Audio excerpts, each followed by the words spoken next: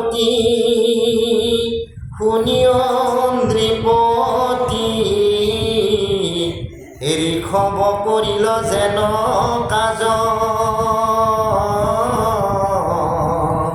পৰম বৈষ্ণৱ সন্ত জ্যেষ্ঠ পুত্ৰ গুণৱন্ত ভৰত কদিলা হবে ৰাজ পৰম হংসৰ পথ ও দেখায় লোকক পাছে ধৰিলন্ত অৱধূত বেশ চাৰিলন্ত নিজ ৰাজ একেশ্বৰে ভৈল বাজ ভগৱান তেজিল নিশেষ। কালিৰ বৰ্ণনাত নিশ্চয় কৈছে যে তেওঁৰ 100 পুত্ৰ জন্মিছিল। তাৰে ভিতৰত 12গৰাকী আছিল পৰম বৈষ্ণৱ আৰু 9জন পৰম বৈষ্ণৱ আৰু 12গৰাকী ৰাজ অভিষেকত এনেকৈ জড়িত হৈছিল। নৱসিদ্ধ তাৰ পৰাই পাইছে। গুৰুজনাই এখন বেলেগকৈ ইয়াৰ পৰা লৈ যায়ো নিমি নৱসিদ্ধ সংবাদ বুলি এখন গ্ৰন্থ লিখিছে। নিমি ৰজাক নৱসিদ্ধই দিয়া উপদেশক লৈ এই নৱসিদ্ধও ইয়াতে কালি ওলাইছিল সেই কথা। আৰু তাৰে ভিতৰত শ্ৰেষ্ঠজন হৈছে ভৰত। ভৰতৰ নামেৰে আমাৰ ভাৰতবৰ্ষ। কালি বাপজনায়ো বুজাই দিছে। এই ভৰতে যাই যাই ৰাজকাৰ্য কৰিব, ৰাজকাৰ্য কৰি তেওঁৰ মানে দেহ সম্বৰণ হ'ব। সিজনায়ে ভৰত জ্বৰ ভৰত ৰূপে জন্মিব, তেওঁ আৰু হৰিণজনীত জন্ম ল'ব। এই প্ৰত্যেকটা 3টা জন্ম ভৰতৰ দিছে। এই ভৰতৰে 3টা জন্মৰ কথা ভাগৱতে এইটো অধ্যায় 5ম স্কন্ধতে আমাক দেখাইছে। আমাৰ ভাৱনা, আমাৰ যুক্তিনিষ্ঠতা, আমাৰ কৰ্মই আমাক কোনফালে লৈ যায় চাব। এই ভৰতৰ কাহিনী যেতিয়া ওলাব আৰু আপোনালোকে ভাল পাব। আৰু এইকাৰণে ভাল পাব ভৰতৰ প্ৰত্যেকটা জন্ম, যেনে আমি আগৰ জন্মত ক'ত আছিলোঁ কি আছিলোঁ নাজানো নহয়। কৃষ্ণই যেতিয়া গীতা বচন কৈ আছিল, গীতাত কৃষ্ণই কওঁতে কৈছে যে এই সখী মই এই কথা বহুত আগতে সূৰ্যদেৱক কৈছিলোঁ আৰু আজি তোমাৰ আগত ক'ব ওলাইছোঁ। অৰ্জুন শংকিত হৈছিল আৰু কৈছে হে মাধৱ, তোমাৰ কথা মই সকলো মানি আছোঁ, কিন্তু এই কথাখিনি মানবাৰ কাৰণে মোৰ অলপ দিগদাৰ হৈছে। যে কি কথা? যে তুমি যে এই কালতে সূৰ্যদেৱক গীতা কথা কৈছা, মই মানিবলৈ টান হৈছে। কাৰণ কিয়? তুমি আমি সমবয়সীয়া, একেলগে খেলিছোঁ, একেলগে উমলিছোঁ। গতিকে তুমিনো কেতিয়া গৈ সূৰ্যদেৱক এই কথা ক'লা? মোক এই কথাটোৱে বৰ বিচলিত কৰিছে। তেতিয়া কৈছে অৰ্জুনক যে তুমি তোমাৰ জন্মখিনি বুজি নোপোৱা, গম নোপোৱা। তুমি কেৱল কুন্তি পুত্ৰ অৰ্জুন বুলি তোমাৰ জ্ঞান আছে, বাকী যিমান জন্মত তুমি জন্মিছা তুমি অজ্ঞান।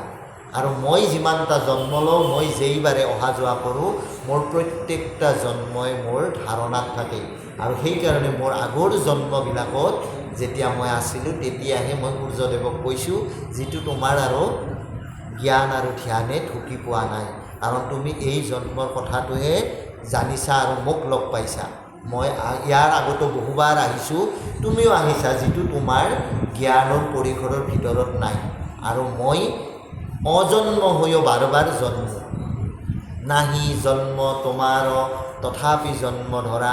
মাধৱ গুৰুজনে বৰগীতত ধুনীয়াকৈ লিখিছে। সেহি জন্মে জন্মি প্ৰভুৰ তুমি জীৱৰ জনম দূৰ কৰা। জীৱবিলাকৰ জন্ম যন্ত্ৰণাৰ পৰা তেওঁ সকাহ দিয়াৰ অৰ্থে, এই জাগতিক ক্ৰিয়াৰ পৰা, কৰ্মবন্ধনৰ পৰা আমাক তুলি ধৰাৰ অৰ্থে তেওঁ নিজে আহি জন্ম ধৰে। যিটো তেওঁৰ জন্ম নাছিল, তেওঁ নজন্মে না। যদ্যপি অজিত তুমি তিনিও জগতে তথাপি তোমাক জিনে হেহিহে ভকতে। ভকতিৰ নিদানত তেওঁ এনেকৈ বাধ্য হয় যে যদি নৰসিংহ অৱতাৰ তেতিয়াই নধৰিলেহেঁতেন, কিন্তু প্ৰহ্লাদৰ অনুৰোধ যে স্তম্ভৰ ভিতৰত আছেনে, এই খুটাৰ ভিতৰত ক'লে আছে। জড় পদাৰ্থৰ মাজতো তেওঁ ব্যক্ত হৈছে, কিয়? ভকতৰ অধীন। সেইকাৰণে তেওঁ যিকোনো কৰ্ম কৰাৰ কাৰণে সাজু থাকে। তেওঁৰ নিজা ইচ্ছাৰ কৰ্ম নাই, ভকতৰ ইচ্ছা। সেইকাৰণে আমাৰ ইচ্ছা কি খুব দৰকাৰ। আমি কি ভাবি আছোঁ, আমাৰ মনটোত কি খেলে আছে, এইটোহে আমাক আচল যাত্ৰাপথত কাম দিব। এতিয়া প্ৰত্যেকৰে একোটা ধৰ্মৰ দৰ্শন আছে। আমি মানৱ জাতি হৈ জন্মি যেতিয়া সংসাৰী হওঁ, পুত্ৰ পৰিবাৰ সহিতে আমি যেতিয়া থাকোঁ, পুত্ৰ বা সন্তান যেতিয়া কাণ সমনীয়া হয়, তেওঁক দায়িত্ববিলাক অৰ্পণ কৰি আহিব লাগে।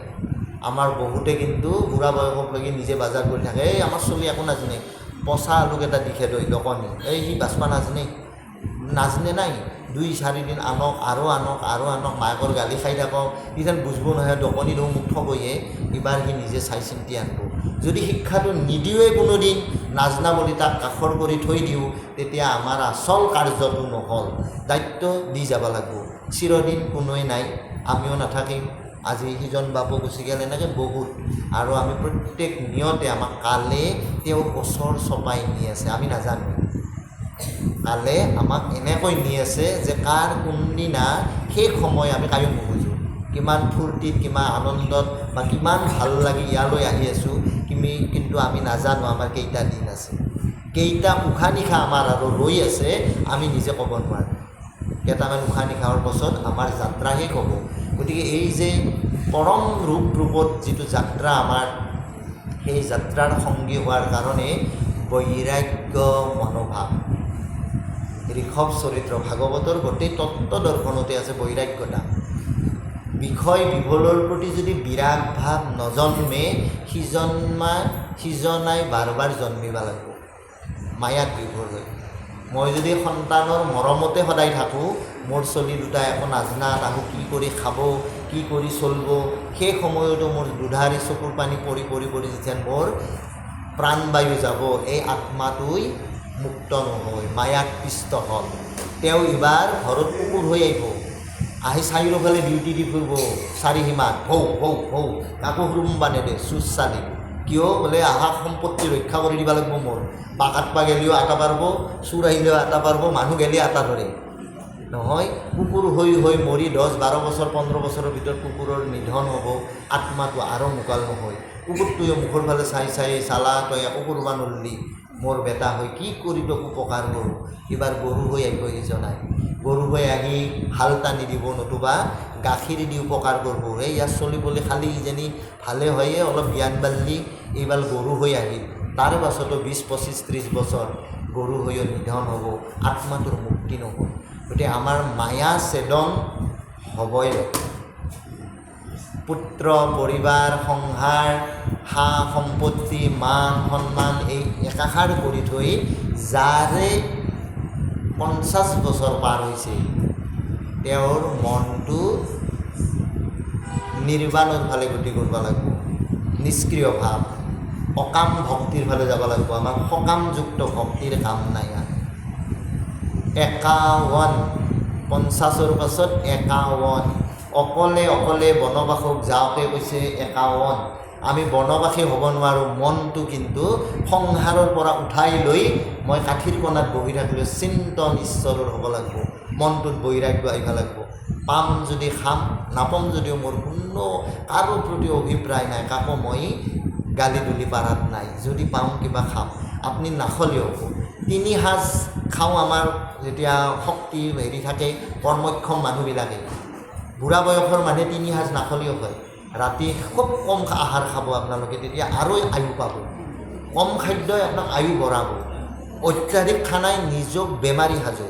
গতিকে যদি খাদ্য কম দিয়াৰ কাৰণে বোৱাৰী নাতিপুতিক গালি নধৰিব। যি খাদ্য আপোনাৰ কাৰণে ৰেডি হৈ আছে, সেইটোৰ পৰা কায়ো বাৰণ কৰিবও নোৱাৰে, আপুনি সেইখিনি পাবই। আৰু অত্যাধিক বিচৰাটো ই কেৱল কল্পনা মাত্ৰ আৰু মায়াৰ বস্তু। গতিকে আপোনাৰ লোভ তৃষ্ণা মায়া মোহ এইখিনিৰ পৰা উদ্ধাৰ হৈ আহকে 51 বা 53। এইকাৰণে 50 ঊৰ্ধৰ বয়সখিনি আমাৰ নিজৰ মাজত থকা বৈৰাগ্য, সংসাৰত থাকি বৈৰাগ্য হ'ব লাগিব। বৈৰাগ্যৰ কাৰণে হিমালয়ত যাই তপ কৰাৰ কোনো দৰকাৰ নাই কলিৰ যুগত। আৰু সিজন সিদ্ধ পুৰুষ মাধৱ গুৰুৰ দৃষ্টিত আছিল আমাৰ শংকৰ গুৰুজনা। তেওঁ দেখিছিল যিজনে এবাৰ নহয় 2বাৰ সংসাৰ কৰিও সংসাৰৰ মায়াত আবদ্ধ হোৱা নাছিল। আৰু সেইকাৰণে তেওঁ হাজাৰী ঘোষা নামঘোষাৰ প্ৰথম আৰম্ভণি কৰিছে মুক্তিত নিস্পৃহজিত সেহি ভকতক নমো ৰসময় মাগহ ভকতি। ৰসযুক্ত ভকতি সিজনাৰ পৰা খুজি পাব আপুনি যিয়ে নেকি মুক্তিক বাঞ্ছা নকৰে। আৰু আজি যিবিলাক ইয়ালৈ আহিছে বা বহুত আহিব পৰা নাই কিন্তু ধৰ্ম দৰ্শনত বা ঈশ্বৰৰ ফালে গতি কৰা বহুত ব্যক্তি আছে, তেওঁলোকৰ কিন্তু মুক্তি বাঞ্ছা নকৰে। আমি কিন্তু মৃত্যু মানে ইচ্ছা কৰি ৰৈ থাকোঁ, প্ৰভু মোক মৃত্যু দি হৈছে আৰু সুখ হৈ গৈছে, নক'ব। মৃত্যু আপোনাৰ সময়তে হ'ব। আপুনি কৰ্ম জড়বন্ধনত আহিছে, সুখ দুখ দুয়োটা পাব আপুনি। সুখ পালেও আনন্দত আত্মহাৰা নহ'ব, দুখ পালেও ভাঙি নপৰিব। দুখ দিছে যদি আজিৰ কথা ভাষ্যকাৰবিলাকে ক'ব খুজি আছে, যাৰ গৃহত যাৰ নিজৰ জীৱনত অত্যাধিক দুখ আহিছে তেওঁক ঈশ্বৰে বোলে বহুত প্ৰমাণ চাইছে। ঈশ্বৰৰ বেছি প্ৰিয় কাৰণে তেওঁ শাস্তি বেছিকৈ দিছে। চাওক স্বয়ং ঈশ্বৰৰে কিমান কষ্ট আৰু কৰোণা, আৰু তেওঁ সংগীবিলাককো কিমান কষ্ট দিছে। চাওক সুদামা জীৱন জুৰি ভিক্ষা কৰিছে, তাকলৈকে শিলগুটি মাৰে মানুহে, অন্ন নাপয়, তিনিগিৰিত তাতে অন্ন খোজে, বস্তু খোজে। অৰ্জুন ভীমাহাৰ যদি জীৱনী চাই কিমান দুখদায়ক, ৰামৰ জীৱনী যদি চাই কিমান দুখদায়ক। গতিকে দুখ যদি কাইবাৰ জীৱনত আহিছে, সি ঈশ্বৰলৈ কেতিয়াও বিধি পথালি নিদিব, ঈশ্বৰক অপকথা নক'ব। আপোনাৰ জিভাই যাতে সদায় মধুৰ ৰাম নামকে শ্ৰৱণ কৰে, কাৰণ এইবাৰ আপুনি কৰ্মবন্ধ চেৰাই ঈশ্বৰৰ ওচৰত যাব ওলাইছে। ঈশ্বৰে আপোনাক কৃপা কৰিছে, সেইকাৰণে পৰীক্ষাৰ এইবাৰ প্ৰশ্ন কাকত আপোনাৰ টান। আপুনি মেট্ৰিক নেদে, এইবাৰ PhD দিব, এইবাৰ MBA দিব ওলাইছে। গতিকে প্ৰশ্ন কাকতো টান হৈছে, সেইকাৰণে আপোনাৰ জীৱনত দুখ কষ্ট বেছি হৈছে। আৰু ঈশ্বৰ আপোনাৰ প্ৰতি বেছি ভাল কাৰণে এই কষ্টখিনি দিছে। কিমান ডাঙৰ কথা নহয়, কিমান ভাল কথা কৈছে। আমি কিন্তু ভাগি পৰোঁ, কিন্তু কষ্ট বা দুখত কেতিয়াও ভাগি নপৰিব। এই যাত্ৰাটো হৈছে আমাক নিজক সংশোধন কৰা আৰু নিজক উদ্ধাৰ কৰি নিয়া, নিজক মুকলি কৰি নিয়া। কাৰো কাৰণে কৰা নাই। এই কৰ্ম যে আমি কৰি আছোঁ, ঈশ্বৰৰ কৰ্ম, দহতাৰ কৰ্ম, নিজৰ কাৰণে নিজে কৰি আছে, মনত ৰাখক। কিন্তু আমাৰ ভাৱটো হৈ গৈছে মই সংসাৰৰ কাৰণে কৰি আছোঁ, টকা পইচা মই সংসাৰৰ কাৰণে জনাইছোঁ, পুত্ৰ বোৱাৰীয়ে মোক আনন্দ কৰি খাব তাহোঁ, মই গোটেই কৰি থৈ দিছোঁ, কৰা নাই। আপুনি আপোনাৰ কাৰণে অহপুৰুষাৰ্থ কৰা। কোন কাৰ জগতৰ, কোন কাৰ মৰতৰ, চকুৰ চিনাকি দুদিনৰ, আয়ু বেলি শেষ হ'লে প্ৰাণ বেলি উৰি গ'লে, চিনি যাব জৰি মৰমৰ। কোনো কায়ো ইয়াতে নহয়, চবে স্বতন্ত্ৰ নহয়। সূৰ্যৰ যেনেকৈ ৰশ্মি চবতে পৰি যায়, পৰমাত্মাৰ পৰাও বিস্ফোৰিত হোৱা আত্মাবিলাক আমি প্ৰত্যেকে, কীট পতংগ বিষ্ঠা পলু, যত যিমান উৰণ বুৰণ গজন ভ্ৰমণৰ চাৰিমুঠি জীৱ, তেওঁৰ পৰাই উৎপন্ন হৈছে, তেওঁতে যায় আৰু বিলীন হ'ব। বেদে তাকে স্তুতি কৰিছে, তোমাৰ হে অংশ আমি যত জীৱ যাম, তোমাৰ মায়াই প্ৰভু বান্ধিলে আমাক, দিয় উপদেশ ভজ তোমাৰ চৰণে, মায়াৰ বন্ধন চিন্দ শ্ৰৱণ কীৰ্তনে।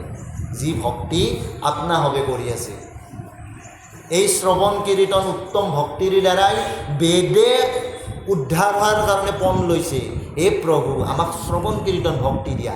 যি বেদৰ কথা কৈ আমি তৰ্ক কৰি আছোঁ, তৰ্কে ব্যাঘ্ৰী, কিন্তু বেদৰ কথা কৈ আমি তৰ্কত লিপ্ত হৈছোঁ। ই ধৰ্ম নাজানে, ই অধৰ্ম কৰি ফুৰিছে, ই বোলে কিবা একেশ্বৰবাদ, সি বোলে কিবা বামুণীয়া, সি বোলে কিবা শৈৱ, সি বোলে দুৰ্গা, নানান তাতে মুনি। কিন্তু তৰ্কবাদৰ কথা নাই। বেদে উপলব্ধি কৰি কৈ আছে, তোমাৰ পৰা জন্মিছোঁ, গোটেই জীৱ আপোনাৰে কায়া, যদিও দেখাত আমি ভিন্ন ভিন্ন, তেওঁ জন্মাইছে, তেওঁৱে উঠে নিব, তেওঁৱে পালি আছে। কিমান ৰহস্য। আৰু বিনোদকাৰীৰ এই বিনোদনৰ স্থান পৃথিৱীত আমি আমাক নিজৰ অস্তিত্বক পাহৰি যাওঁ, যাই চব সঁচা সঁচা হেন লাগে। মই যেন সঁচা, মোৰ বল বিক্ৰম সঁচা, মোৰ বংশটো সঁচা হেন লাগে। অশাশ্বত এই সকলবিলাক অবস্তু এটা দিন নোহোৱা হৈ যাব। স্থায়ী কেৱল ঈশ্বৰ বস্তু আৰু গুৰু বস্তু। স্থায়ী কাম হৈছে তেওঁ হৈছে শাশ্বত। সেইকাৰণে হৰি সেৱা যুগে যুগান্তৰে কৰি আহিছে সিদ্ধ মুনিসকলে, যুগে যুগান্তৰে কৰি আহিছে বৈষ্ণৱ সাধক আৰু ভক্তসকলে, আৰু পুনৰাই কৰি গৈয়ে থাকিব। এই পৃথিৱীত আমি আৰু নোহোৱা হৈ যাম, আৰু এক চামাইব, কিন্তু যুগে যুগে অক্ষয় ৰূপে হৰিৰ নাম কীৰ্তনে থাকিব। এতিয়া ঋষভে এই পুত্ৰ সমবয়সীয়া যেতিয়া টান সমনীয়া হৈ উঠিছে, পুত্ৰৰ ওপৰত ৰাজ্যৰ দায়িত্ব দি তেওঁ পুত্ৰগত প্ৰজা পালনৰ হেতুকে উপদেশ দান কৰি পৰমহংস পথ, তাৰমানে কি কেৱল কৃষ্ণ ভাৱনা, সৎভাৱনা, এইটোকে কৈ আছে পৰমহংস, যি কেৱল আৰু কেৱল তেওঁৰ দৃষ্টিগোচৰ হয়, কেৱল আৰু কেৱল তেওঁক স্মৰণ হয়, কেৱল আৰু কেৱল তেওঁৰ প্ৰিয় পাত্ৰ হয়, কেৱল আৰু কেৱল তেওঁৰ কামকে কৰে, সিজনাই হৈছে নিৰ্বিকাৰ ৰূপত পৰমহংস। আৰু সেইকাৰণে পৰমহংস ব্ৰত কৰি নিজৰ যত চিন্তা ভাৱনা, নিজৰ অস্তিত্ব ইয়াক ম্ৰিয়মান কৰি দিছে। তেওঁ যে ৰাজা আছিল, তেওঁ যে অংশ অৱতাৰ আছিল, অলপো ভেম নাই। নিজক নিস্পৃহ আৰু লীন কৰি দিব পৰাটো ডাঙৰ কথা। ইথানে আপোনালোকৰ ওচৰত কৈ আছোঁ, মোক এটা বয়াকে শব্দ কওক দিছোঁ, মোৰ গপচ মানে এনেকৈ আহিব ৰাগ, মোক এনেকৈ বয়াকে কয়। মই নামৰ মানুহটোৰ অহংকাৰ আছে, কিয় মই মোক লঘু লাঞ্ছনা কৰিব নোখোজোঁ, মোক সন্মান দিয়ক, মানুহে মান কৰক, এইটো ভাব লৈ আছোঁ না। মোৰ ইচ্ছা কি টকা পইচা মই সংগ্ৰহ কৰিব লাগে, মোৰ ইচ্ছা কি ভাল ঘৰ বাৰী লাগে, ভাল মানে গাড়ী মটৰ লাগে, এইবিলাক কিন্তু নিস্পৃহ। আৰু ইয়াৰ নিস্পৃহতা লৈ যি বৈষ্ণৱ সাধকে নিজক আগবঢ়াই লৈ যায় পৰম বৈৰাগ্য স্বৰূপে, তেওঁৱে পৰমহংস ৰূপ। আৰু এই পৰমহংস ৰূপকে ভোগবিলাক ত্যাগ কৰি যেতিয়াই যি পাইছে, কোনো মানে কাৰো প্ৰতি কোনো অভিপ্ৰায় নাই, সিজনা হৰিৰ সেৱক হৈ উঠে। আৰু এওঁ নিজৰ জীৱনটোক কোনো অন্য চিন্তাৰ পৰা বিৰত কৰি ঈশ্বৰ চিন্তাত কেৱল বন্দী কৰিছে।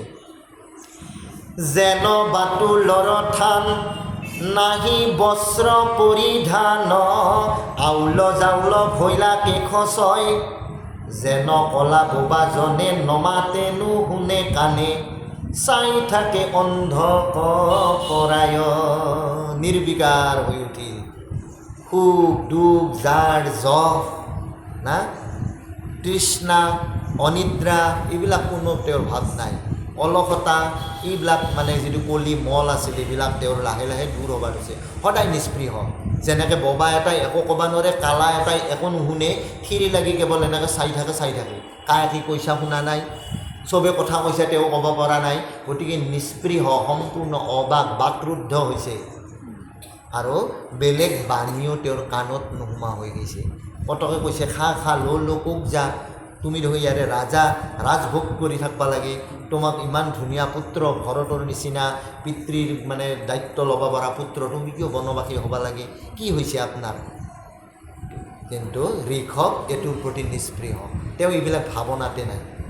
এ বাপ নাহি বিষয়ত ৰতি, আত্মাকাৰ ভৈল মতি, ধৰিলন্ত পাছে মৌনব্ৰত, একো স্থানে নাহি স্থিত, পৰ্যন্তন্ত পৃথিৱীত, নগৰ কুগ্ৰাম পৰ্বতত। পৃথিৱীৰ পৰ্যতে ঘূৰি ফুৰিছে, নগৰ চহৰ পৰ্বত পাহাৰ নৈ বিল বুলি কথা নাই, যেনেকৈ পাচ্ছে তেওঁ তেনেকৈ চিধা কৰিছে। ক'ত গৈছে কোনো যাত্ৰা পথৰ লক্ষ্য নাই, যে মই অমুকক যাব লাগে, লক্ষ্যহীন হৈছে।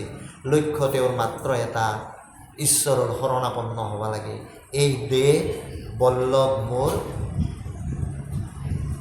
স্থায়ী নহয়, শৰীৰ নৌকাই যেতিয়ালৈ মোক সংগ দিয়ে, এই নৌকা পচি যাব, দেহাত বেমাৰ লাগে নহয়, পচি যাব নৌকা। গতিকে ভাৰতবৰ্ষ হৈছে পৰম মাণিকৰ, এইটো মাণিকৰ পেৰা ভাৰতবৰ্ষ। ইয়াতে আমি সদাগৰ ৰূপে ৰাম নামকে মানে উপলক্ষ্য কৰি মণিমুক্তা থুপৰাব লাগে, নামৰ মণিমুক্তা। আৰু এই সদাগৰ হৈ যি আমি ৰাম নামৰ নৌকাত উঠোঁ, এই দেহৰূপী নৌকা, ই হৈছে ক্ষয়ংকাৰ, ই নষ্ট হৈ যাব। সেইকাৰণে নৌকা যেতিয়া তোমাৰ বিষ্ণু পাৰত বন্দী হ'ব, তেওঁৰ আৰু কৰিব লগা একো কাম নাথাকিব, তেওঁ কি পৰম পদ পাৰ লাভ হ'ব, বিষ্ণুৰ পাৰত পৰম পদ পাৰ গৈছে। আৰু যদি এই দেহ বল্লভ থকা পৰ্যন্ত আমি মোক লাগে মচলিবলিক লাগে, এই নিদানে কেৱল কাউলে জীৱটো যায়, তাৰ মায়াৰ পাৰত নৌকা বন্দী হয়। আমি লংগৰ মায়াৰ পাৰত ফেলোঁ, আৰু মায়াৰ পাৰত বন্দী হোৱা আত্মাবিলাক বাৰ বাৰ জন্মি থাকিব লাগে, মৰি থাকিব লাগে, বাৰ বাৰ আয়া যান। আৰু এইটোৰ কাৰণে স্বয়ং ঈশ্বৰে সুযোগ নিদিয়ে। চাব ডাঙৰ কথা ক'ত লুকে আছে। আপনি যে ঈশ্বৰক পাব এই সুযোগটো কিন্তু ঈশ্বৰে নিদিয়ে, কাৰণ আপোনাক চবচাই লোভনীয় পথ এটা দেখাব। এই জায়গা গাইলি তই সুদা পাবি মণিমুক্তা, এই জায়গাত গেলি তুমি সুদা পাবি মান সন্মান, এই জায়গায় দি আহা তোমাৰ জীৱন ধন্য হৈ যাব। প্ৰলোভন বাৰ বাৰ তেওঁৰ পথক যাৰ কাৰণে অজস্ৰ বাধা। ইমান আজিও যিকেইটাই আহিছে ঘৰতো বোৱাৰী কৈছে দেউতা বা মা ডেইলি ডেইলি যাব লাগে না, দেখিছোঁ আজি গোটেই বাগাত দি অলপমান ইমান দিন শুনচাই গ'লে একদিন নুশুনোতে একো নহয় দিয়ে। কোনোবাৰ ঘৰত কুৰমা আহিছে কৈছে যে তেওঁৰ লগত অলপ কথা পাতছোঁ, ডেইলি ডেইলি যাওঁ ৰওঁ, আজি নহ'লেও হ'ব দেচোন। আপোনাৰ অজস্ৰ বাধা, এই বাধাটো কি মই কোৱাকৈ নহয়, ইয়াতে ভাগৱতে দিছে। 5 বছৰত যেতিয়া উঠি গৈছে ধ্ৰুৱই মাতৃৰ শোক বিহ্বলতাত সংসাৰৰ মায়া মমতাত জৰ্জৰিত হৈ ধ্ৰুৱক কি কৈছে, নাৰদেও স্বয়ং কৈছে তোমাৰ কি মান সন্মানৰ কথা পাইছে নহয়, ইয়াতে দিছে 4ৰ্থ স্কন্ধতে আছে ধ্ৰুৱ চৰিত্ৰ। ধ্ৰুৱ উল্টাকে নাৰদে বুজাইছে, নাৰদ কাই ঈশ্বৰৰ লগত যাৰ সংযোগ, যিয়ে ভাগৱত স্বৰূপ তেওঁ উল্টাকে পঠয়। তাৰমানে কি বাটটো বন্ধ কৰিব চবে চাই, ভক্তিৰ পন্থাত আহিবা নেদে। তোমাৰ বেলেগ পন্থবিলাক খোলা আছে, বেলেগ পথবিলাক তাতে যাৱা আনন্দ কৰা, কিন্তু জীৱনটো ধ্বংস হৈ যাব।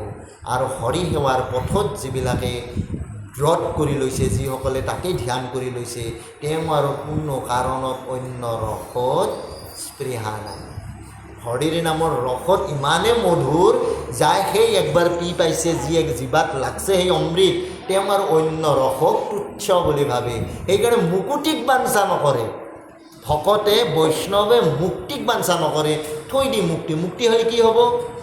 আপুনি নাম ল'ব নাপায়, শ্ৰৱণ কীৰ্তন ভক্তি নাই, তেওঁৰ লগত লীন হৈ যাব।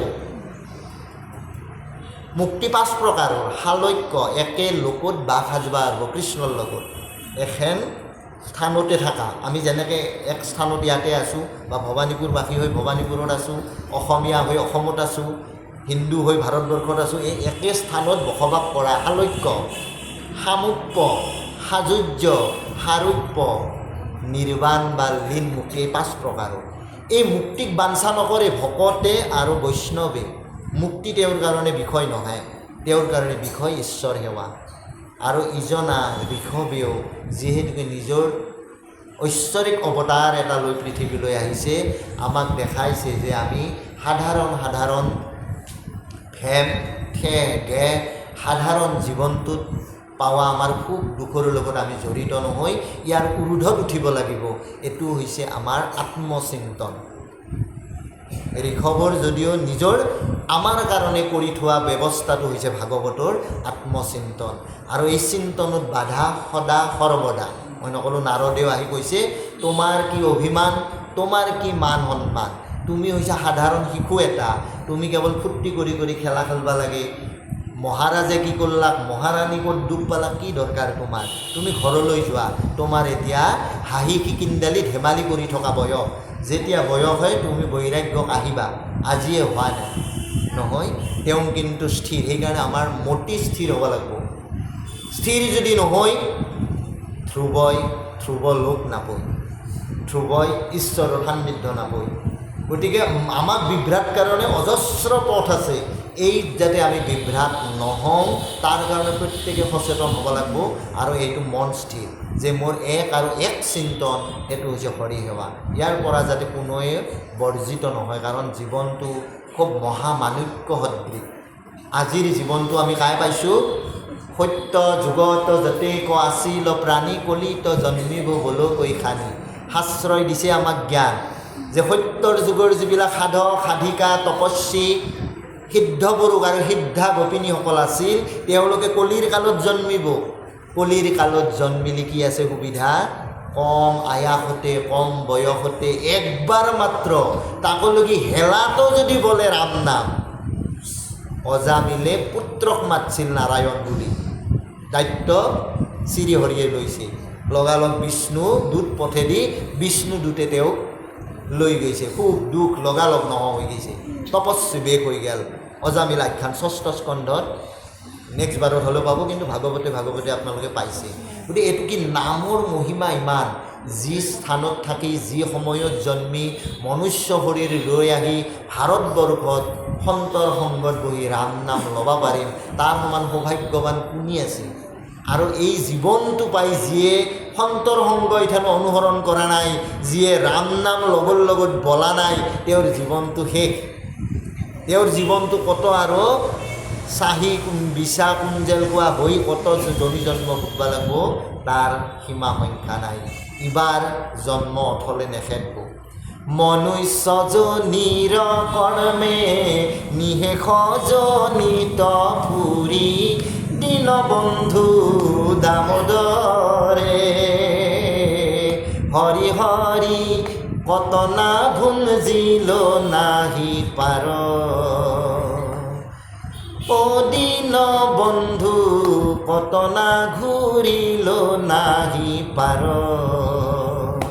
ইবেলি করুণাময় তোমার কিঙ্কর হইল, দীনবন্ধু দামোদরে নসারিবাইবার আমাক। ও দীনবন্ধু কাতরে করিল অভিনাম। যে মনুষ্য জন্ম এনে আহা নাই, বহু জন্মৰ কৃতকৰ্মৰ ফলত পাপ পুণ্য ৰাশি গোটেই লগত লৈ এই জন্ম ধাৰণ কৰিছোঁ। এই জন্ম ধৰাৰ কাৰণে স্বয়ং ব্ৰহ্মাৰ ইচ্ছা আছে। ব্ৰহ্মাই কৈছে যে হাজাৰ ব্ৰহ্মত্ব মোৰ উচ্চ প্ৰভু, একবাৰ ভাৰতবৰ্ষত একবাৰ মোক কলিত যুগত মানৱ শৰীৰ কৰি আপুনি জন্ম দিয়ক। মোৰ আৰু অন্য কোনো আপোনাৰ প্ৰতি নিবেদন নাই। কাতৰ কণ্ঠে আপোনাক কৈছোঁ, মোক মনুষ্য শৰীৰ দি ভাৰতবৰ্ষত কলিত যুগত জন্ম দিয়ক। ভাৰত বৰিষ ধন্য কলি যুগ, হৰি হৰি হৰি হৰি হৰি হৰি হৰি ব্ৰহ্মাৰ প্ৰাৰ্থনী নৰতনু অনুপাম। নরতনু বিশ্রী ব্রহ্মায় প্রার্থনা করছে, মোক ভারতবর্ষর মনুষ্য শরীর করি কলিত যুগত জন্ম দিয়ক প্রভু। গতিকে এইহেন জন্ম দেবদুর্লভ ব্রহ্মারও কাঙ্ক্ষিত জীবন আমরা হবে পাইছোঁ। ইয়াক সাধারণ তুচ্ছ ভাৱনাই দি, মন মলিনতাই দি, ঈৰ্ষাপৰণতাই দি ইয়াক ধ্বংস নকৰিব। সকলোৱে ঊৰ্ধত উঠক। ইয়াক কৈছে ভাগৱত ব্যৱস্থা। ভাগৱতত যদি আহি আছে, ভাগৱতৰ নিচিনা ব্যৱস্থাখিনি হাতত ল'ব লাগিব, সংস্কাৰী হ'ব লাগিব আৰু আপোনাৰ চিন্তন শুদ্ধ হ'ব লাগিব। প্ৰত্যেক যুগৰ প্ৰতি সমানে দয়াশীল হ'ব লাগিব। সেইকাৰণে গুৰুজনাই লিখব আছে কীৰ্তনত, কুকুৰ শৃগাল গদ্য ঘৰ আত্মাৰাম, জানিয়া সবাক কৰি কৰিবা প্ৰণাম। সহজ কথা নহয়। কুকুৰ গৰ্দভৰ নিচিনা নিকৃষ্ট জাতিকো ৰামৰূপে তেওঁ হৃদয়ত আছে, দেখা পাই তেওঁকো প্ৰণাম কৰিব দিছে। আমি কৰিম।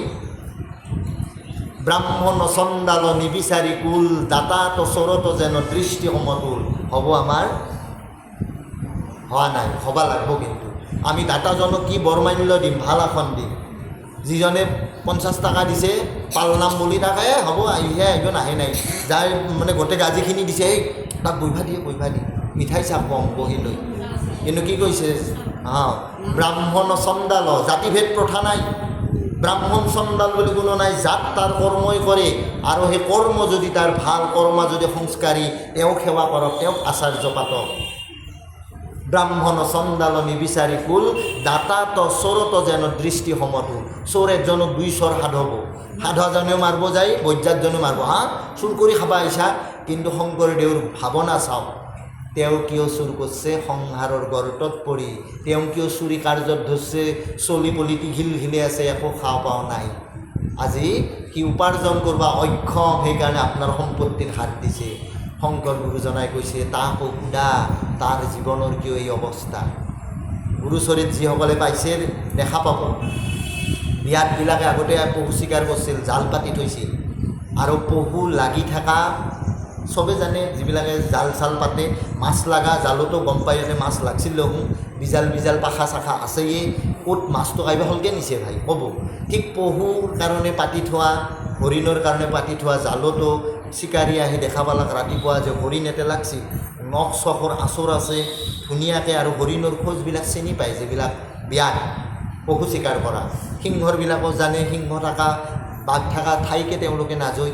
তেওঁলোকে দেখে যে এই হৰিণটো লাগছিলেতে কিন্তু ওলাই যাব পৰা সামৰ্থ্য নাই, মোৰ জালৰ ইমান কেপাচিটি, কেনেকৈ ইয়াতে তেওঁ বাঘ ঘং সিংহই খোৱা নাই, তেনেহ'লে এই পহুটো গেল কেনেকৈ? দেখা পাই অলপ জাল চাল তুলি চাফ চিকুণ কৰে যে চাফা ঠাইতে ৰূপৰ টকা পৰি আছে, নাগৰি টকা। গুৰুজনা সেই দিশে দি গৈছে আৰু পহুটোক এৰি দিছে। তাৰ পৰা ব্যাধক বুজম বুলিয়ে ভাবিছিল, কিন্তু ব্যাধকটো লগ নাপলা। পহুটো এৰি দিওঁতে তেওঁৰ কিন্তু সৎকাম নহয়। কিয়? এই ব্যাধে নিজৰ চলি পলি পহুপাল দিয়া সংহাৰৰ কাৰণে সেই কৰ্ম কৰি আছে। অপকৰ্ম হ'লেও সেই টেকাই কৰি সংহাৰ তুলি আছে। তেওঁ জানে আজি যদি মই এইটো কাম কৰোঁ তেওঁৰ চলি পলিয়ে নাখাই মৰিব, গোটেই ঘৰত হাহাকাৰ লাগব। গতিকে তেওঁৰ উপকাৰ সাধাৰ কাৰণে ৰূপৰ টকা থৈ গৈছে, যাতে তেওঁ বজাৰ কৰি অলপ খাদ্য আনিব পাৰে। পহুটোক কিন্তু এৰি দিছে, কাৰণ জীৱটোক তেওঁ হত্যা কৰবাৰ কাৰণে ব্যাধক দি যাব নোৱাৰে। ব্যাধে কিন্তু নিশ্চুপ হৈ এই বাটত তাতেই বহি থাকিল গছ একডালৰ তলত, যে কোনোবা ইয়াতে নিশ্চয় কোনোবা পাৰ হৈ গৈছে আৰু এই সাধকজনক, এই তপস্বীজনক মই লগ পাব লাগে। কোনিৰ ইমান ভাল মন, বহুতে এৰি দিব কিন্তু বাকী ব্যৱস্থা নকৰিব। চোৰটোক আপুনি 200 মাৰিব, চোৰ কৰিব নালাগে বুলি ক'ব, থানাত দিব, কিন্তু তাৰ জীৱিকাৰ সন্ধানত আপুনি একো কৰি নেদিব। শংকৰ গুৰুজন আহি যাৰ দয়াশীল চাওঁ, ব্যাধক যদি লগ পায় তেওঁ বেলেগ জীৱন জীৱিকাৰ সন্ধানৰ কাৰণে তেওঁ উপদেশ দিব। যদি নাই লগে নাপায় তেওঁ যাতে সিহাত যায় খাব পাৰে তাৰ ব্যৱস্থা কৰি থৈ গৈছে। সেইকাৰণে সিজনা শুদ্ধ পুৰুষ যিয়ে অসম ভূমিত জন্মি আমাৰ কাৰণে আদৰ্শ প্ৰতিষ্ঠা কৰি থৈ গৈছে। আৰু অসমীয়া হৈ যদি আমি ইথেনো ইমান বুজি নাপাওঁ, তেনেহ'লে আমাৰ জীৱনটো উদ্ধাৰৰ কোনো উপায় নাই। মাধৱ গুৰুজনাই কাৰণে ইমান সুন্দৰভাৱে প্ৰতিষ্ঠা কৰি গৈছে। তেওঁ যে পৰম গুৰু শ্ৰীমন্ত শংকৰ হৰি ভকতৰ জানা যেন কল্পতৰু। কল্পতৰু মানে কল্পনা যিয়ে কৰিব সেই গছৰ ওচৰত তাকে পাব। গতিকে আমাৰ কল্পনা, আমাৰ চিন্তা বা কি? গুৰুৰ ওচৰত আমি কি বা ভিক্ষা কৰোঁ? যদি টকা পইচা লাগে বুলি ভাবোঁ টকা পইচা পাম, যদি পৰমাৰ্থ জ্ঞান লাগে বুলি ঈশ্বৰক ভজোঁ, গুৰুজনাক ভজোঁ, পৰমাৰ্থ তৃপ্ত হ'ম আমি। গতিকে আমাৰ নিজৰ কথা আমি কি বিচাৰোঁ। আৰু তেওঁ ঘোষণাই কৰি দিছে, শংকৰদেৱ আমি চবে চিল্লি আছোঁ জগতগুৰু হৈ জগতগুৰু, কিন্তু হৰি ভকতৰে গুৰু। আজি কি আমাৰ অসম ভাগৱতে বহুন্য ঠাল ঠেঙুলি হৈছে, কতকে কিমান গুৰুজনাক নামানা, গুৰুজনাৰ নাম শুনবা নোখোজা মানুহো এই অসম ভূমিত আছে। আমাৰ কাৰণে দুখ লগা, কিন্তু কি কৰিব? বিধি ব্যৱস্থা। কাৰণ কি আজি যাই দুৰ্গাকে মূল মানি আছে তেওঁ হৰি ভকত নহয়, তেওঁ দুৰ্গা ভকত। যাই শিৱক শৈৱ ৰূপে মানি আছে তেওঁ হৰি ভকত নহয়। হৰি ভকতৰ কাৰণে গুৰু শংকৰদেৱ। গতিকে আমি যিখিনি কম মানুহে থাকোঁ, যেনিবা আপোনালোকে প্ৰত্যেকে এই ব্ৰত আৰু তপৰ পৰা দূৰক নাযাব, যে সাধন মাৰ্গৰ কাৰণে আমাক গুৰুজনাই উত্থাপন কৰা, গুৰুজনাই দিয়া দৰ্শন শ্ৰেষ্ঠ আৰু অমূল্য। আৰু সঁচাকৈ এইটো কোনো কথা বাচ্যকাৰৰ ৰসাল কথা নহয় যে আপোনালোকক প্ৰলোভিত কৰি সিজনাক গুৰু মানবাৰ কাৰণে আমি হেঁচা দি আছোঁ। আপোনালোকে একদম বিজ্ঞ অভিজ্ঞ শাস্ত্ৰ মন্থন কৰি বুজি চাব যে গুৰু যদি কোনোবাক মান্যতা দিব লগা আছে, ভাৰতবৰ্ষত নহয় পৃথিৱীৰ সমস্ত গুৰুৰ ওচৰত শংকৰ গুৰুক থিয়া কৰি চাওক। তেওঁৰ দৰে সাধক, তেওঁৰ দৰে তপস্বী, তেওঁৰ দৰে সাহিত্যিক, তেওঁৰ দৰে ধৰ্মলিপ্সু, তেওঁৰ দৰে কলাকাৰ, তেওঁৰ দৰে নাট্যকাৰ, তেওঁৰ দৰে গীত শিল্পী পৃথিৱীত এজনো নাপাব। সৰ্বগুণাকাৰ, যিটোক এটা অভিধাই দি খুব বঢ়িয়াকৈ সাজে, তেওঁৰ নাম সৰ্বগুণাকৰ। গোটেইকেইটা গুণ তেওঁৰ তাতে আছে কাৰণে সৰ্বগুণাকৰ। কোনো এটা ধৰ্ম যাজক, ধৰ্ম মানে যিবিলাকে হেৰি কৰিছে, তেওঁলোকৰ প্ৰত্যেকৰে চাই লওক। যদি সাহিত্যত আছে তেওঁ নৃত্য কলা বিষয়ত এইবিলাকত নাই, গীত পদত নাই। যদি তেওঁ ধৰ্মৰ বিষয়ে জানে সাহিত্যত নাই। প্ৰত্যেকজনক চাওক আপোনালোকে, যাক ঈশ্বৰ বা গুৰু মানি আছে। শংকৰ গুৰু সিজন, আৰু সিজনাক পাই অন্ধলা অসমীয়া জাতিয়ে যদি বেলেগক গুৰু বুলি আছে, তাৰ সমান কিমান দুখ লগা। নামঘোষাত বহুত কথা এনেকৈ মাধৱ গুৰু দিছে, আমি আগবাঢ়ি নাযাওঁ। আপোনালোকে চাব, আৰু গুৰুৰূপে চিনি পোৱাৰ কাৰণে যথেষ্ট শংকৰ মাধৱৰ শাস্ত্ৰ সদাচাৰ যিখিনি তেওঁ মন্থন কৰি আমাৰ বাবে থৈ গৈছে, এইখিনি উপলক্ষ্য কৰি আমি আগবাঢ়িব পাৰোঁ। গৰুৰ লগত কত এ গোহালিত থাকে হুতি, কত থাকে গোৱালৰ ঘৰে, ঋষিৰ আশ্ৰমে কত ফুলবাৰী অভ্যন্তৰে, কত থাকে ক্ষেত্ৰৰ প্ৰান্তৰে। ক'ত খায়, ক'ত শুৱে, ক'ত থাকে, ঠান ঠিক নোহোৱা হৈছে। কাৰণ তেওঁৰ কাৰণে গৰুটো কি আত্মা বুলি জ্ঞান হৈ আছে, গোহালিতো আছে, ভাল থানতো ক'ৰবাত আছে, যাই সীমামূৰীয়া অঞ্চলতো আছে, সত্ৰ সদাচাৰৰ লগতো আছে। গতিকে এনেকৈ ক'ত খাইছে, ক'ত থাকে, নিজক বিলীন কৰি দিছে। তেওঁৰ কোনো স্পৃহা নাই যে আজি মই ভাল তুলি ৰাজহংস তুলি লাগিছিল, মই আৰামত থলোঁ হৈ, দেহাটো নাই। কোঠাখনতো শয়ন কৰিছে, যিটো দ্ৰব্য পাইছে তাকে ভক্ষণ কৰিছে। পাওঁ নাই যদি তথাপি কাৰো প্ৰতি একো তেওঁৰ অভিস্পা নাই, জলাহাৰ কৰিও শুই আছে। এইটো নিৰ্বিকাৰ ভাৱ ঋষভ। কেবা কত নিশা সময়ত বাৰীৰ মাজত থাকে চোৰ বুলি হাতে পাছে ধৰে, বোলে তই থাক কৈত কি কাৰ্যে আখিলি হৈ ক, এহি বুলি প্ৰহাৰক কৰে।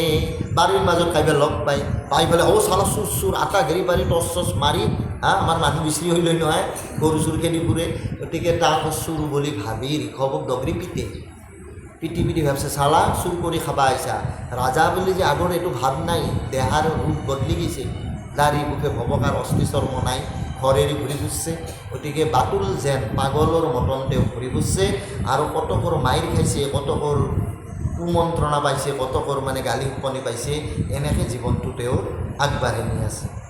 হাতে গলে বান্ধি তাংক অ মাৰয় কিলৰ জাক, তথাপি নকৰে অসন্তোষ, মাৰন্তেও দুখ নাই যেন মূৰা গাছ প্ৰায়, বখিয়া থাকন্ত ঠোচ মোচ। থতমৈঠা খাৰি গাছৰ মূৰাৰ দৰে বহি থাকে, মাছা কাইবা মাৰি ধৰি চলিবিলাকে বাটেদি যাওঁতে শিল মাৰে, মাথা ফাটিও যায়, তথাপি আৰু তাহাক আশীৰ্বাদ দিয়ে, ঈশ্বৰে কৃপা কৰক, ঈশ্বৰে কৃপা কৰক। যাই আছে মাত বোল, কাৰো লগত নকৰে, কাৰো লগত কথা নাপাতে। এবা ভান্দি কগলত বান্ধি বাতুল বুলিয়া দেৰি, তৈৰ পৰা যায় আনঠাই, তৈত আশী দশ পুৰি মাৰয় তিলৰ বাৰী, কত কৈত তাহাৰ বিলাই। যে কিমান বৰ্ণনা দিব, কিমান কোব লাঠি চৰ সোধে তেওঁৰ এই জীৱন যাই আছে। যাই য'তে পাইছে তই এৰে পেকিছা না নাই, তোৰ শৰীৰ বন্ধ হৈছে, বিভিন্ন কাৰণ তেওঁ ৰূপ লাৱণ্য নিজৰ অস্থি চৰ্মক লৈ নিজৰ কোনো লোভ তৃষ্ণা ক্ষুধাৰ পৰা বিজড়িত হৈ ঈশ্বৰ চিন্তন কেৱল। নগৰীয়া শিশুগণ এ কৰি নানা কদৰ্থন মূত্ৰ পুৰি শক দেয়াতি, বেৰিবাৱে হাত টানি চক্ষুত হিংসয় বালি, কিল ভুকুমাৰে ঘৰা কাটি। কাইবে আৰু যাই বালা মাৰি দিয়াহে চকুত, পাগলাক চকুত বালাত পচৰ একো দেখা নাপায় আৰু এনে কৰে। তথাপি বেলেগে ফুৰ্তি লৈ আছে, তেওঁ কিন্তু নিৰ্বিকাৰ পৰাই। তেওঁৰ জীৱনত যি হৈছে তেওঁ অপেক্ষা কৰি আছে যে প্ৰভু এখিনি মোৰ কৰ্ম বন্ধন, মই আজি লঘু লাঞ্চনাত আহিব লগা হৈছে। অনুতপ্ত নহয়, কিন্তু দুখ নাই। আমাৰ হ'লে কি হাহাকাৰ লাগি যাব, কেনেকৈ জীৱন কাটৈছে নহয়। আমি সমাজতো এনে ব্যক্তি লগ পাই যে এনে কেৱল ঋষভৰ হৈছে এনে নহয়। আপোনালোকে চাব বহুত এনেহেন মানুহ আছে অসহায় ৰূপত, কিন্তু তেওঁ খোলাকৈ হাঁহিব পাৰে। ভালকৈ হাঁহিব জনা মানুহৰ বৰ অভাৱ হৈছে এই কলিত যুগত। ৰঘুনাথ আমাৰ কি লক্ষ্মীনাথ বেজবৰুৱা সাহিত্যৰথী বুলি কয়, তেওঁ হাঁহি নামৰ প্ৰবন্ধই লিখিছিল। যিসকলে পঢ়া শুনা কৰিছে ক'ব, অসমীয়াই আজিকালি হাঁহিব নাজানে। আজি 150 বছৰ আগত লিখি গৈছে সিজনাই, 150 বছৰ আগত, বেছি দিনা কথাও নহয়, আমাৰ 2-3টা পিঢ়িৰ ওপৰত। অসমীয়াই হাঁহিব নাজানে বুলি কৈছে। যি এজন দুজনে হাঁহেও সিও বেকেটা মোৱা। গতিকে হাঁহিবা জানাটো ডাঙৰ কলা। আপোনালোকে যিবিলাকে প্ৰাণায়াম বা যোগ কৰে তাৰে লগত হাঁহিটো এটা বিষয় হৈ উঠিছে। আজিকালি মানুহৰ সদায় দুখ দুৰ্গতিয়ে বেছি, সেইকাৰণে ফিল্মৰ মাজত ইমান নাই, ফিল্ম হলবিলাক বন্ধ হ'ব ধৰিছে। আমি থিয়েটাৰ মাৰছোঁ, থিয়েটাৰ চাওঁ, মানুহ ইমান নাই, নাটকত বহি নাথাকে। কিয় পাব, কিন্তু এই টিভিটো কি চাই ফূৰ্তিৰ কপিলৰ এটা হাঁহিৰ শ্ব' আছে নহয়, কপিলৰ শ্ব' এটা থাকে, বহুতে জানে দিয়ক ডেকাবিলাকে।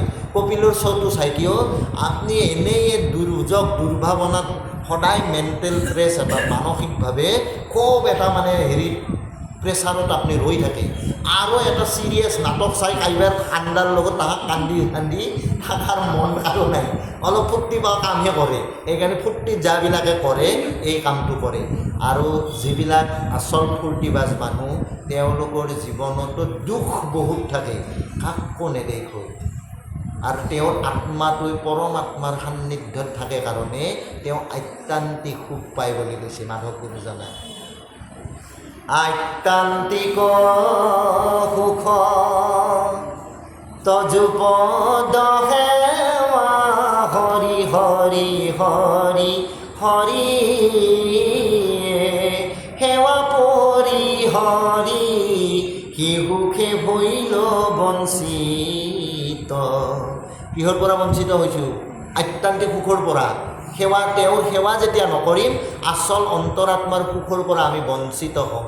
এই বঞ্চিত কিহৰ কৰে? আমাৰ মায়াময় ঘোৰ সংহাৰ নিকাৰ হৰি হৰি হৰি হৰি তাকে সুখ মানি মগ্ন হইল মোৰ চিত্ত। মায়াময় সংহাৰে বাৰ বাৰ মোক পেচ দি ধৰছে। বৰিয়ে বোলে কৰ্কৰঠনা পাৰে, গালি পাৰে, ঘেগাৰ ফেলৰ হৈ ধুনীয়া ঘৰ, গতিকে তাৰে ওচৰত যিথান ঘেগাৰত থুহত টকলাটো ফেল মোক গোটেই ডগৰি গালি পাৰে। এই মায়ে একো নাজনা হয়, ফেনাল মাৰি মাৰি ব্লিচিং পাউডাৰ মাৰি মাৰি ধুৱে। মোৰ নাতিটো বৰ ভাল, সি মোক আনি মনে মনে আঙুৰ কয়। আইতাকৰ ইঠে নাইতাকৰ প্ৰতি মৰম আহিল। বেটাটো যে ভাল আছিল বুকত লৈ লৈ ডাঙৰ কৰিছিল, এইবাৰ বেটি বৰিয়ে নামতে কাৰণে নাইতাকটো ভাল, তাৰমানে বাচি থকাৰ আগ্ৰহ। মই আৰু খাম, আৰু সি মোক ভাল পায়, সি মই নহ'লে থাকবাই নৰে। মায়ে কাষত ডগৰি সি বকে, মোৰ লগত কেৱল অলে অলে আহে, তাহোঁৰ আহিবানে দে, খিলি মাৰি ৰাখে যা, কিতাপ পঢ়ে ৰাখে। নহয় মায়া, আমাৰ বাপসকলে থিয় নামত গায়, পাতিছা মায়াৰ খেলা মনুষ্যৰ ঘৰে, ও দিন গৈল নিশা কাজে, ৰাত্ৰি গৈল নিন্দে,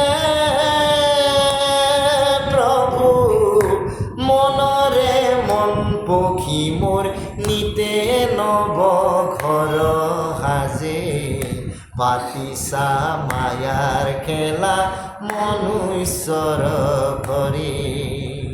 আজি যি দুখ দুৰ্গতি আৰু শয়নকালত ঘৈণীয়েকৰ লগত কথা পাতব, এই কালিহে এনে দিন গৈছে হেৰি ৰ মই এটা কথা পাতিছোঁ ৰ মানুহৰ লগত, সি মোক অলপ পইচা দিয়া কথাই বেপাৰখনতো অলপ লগাম আৰু আমাৰ ঘৰৰো কাম কৰিম ৰ কালি যদি দেই।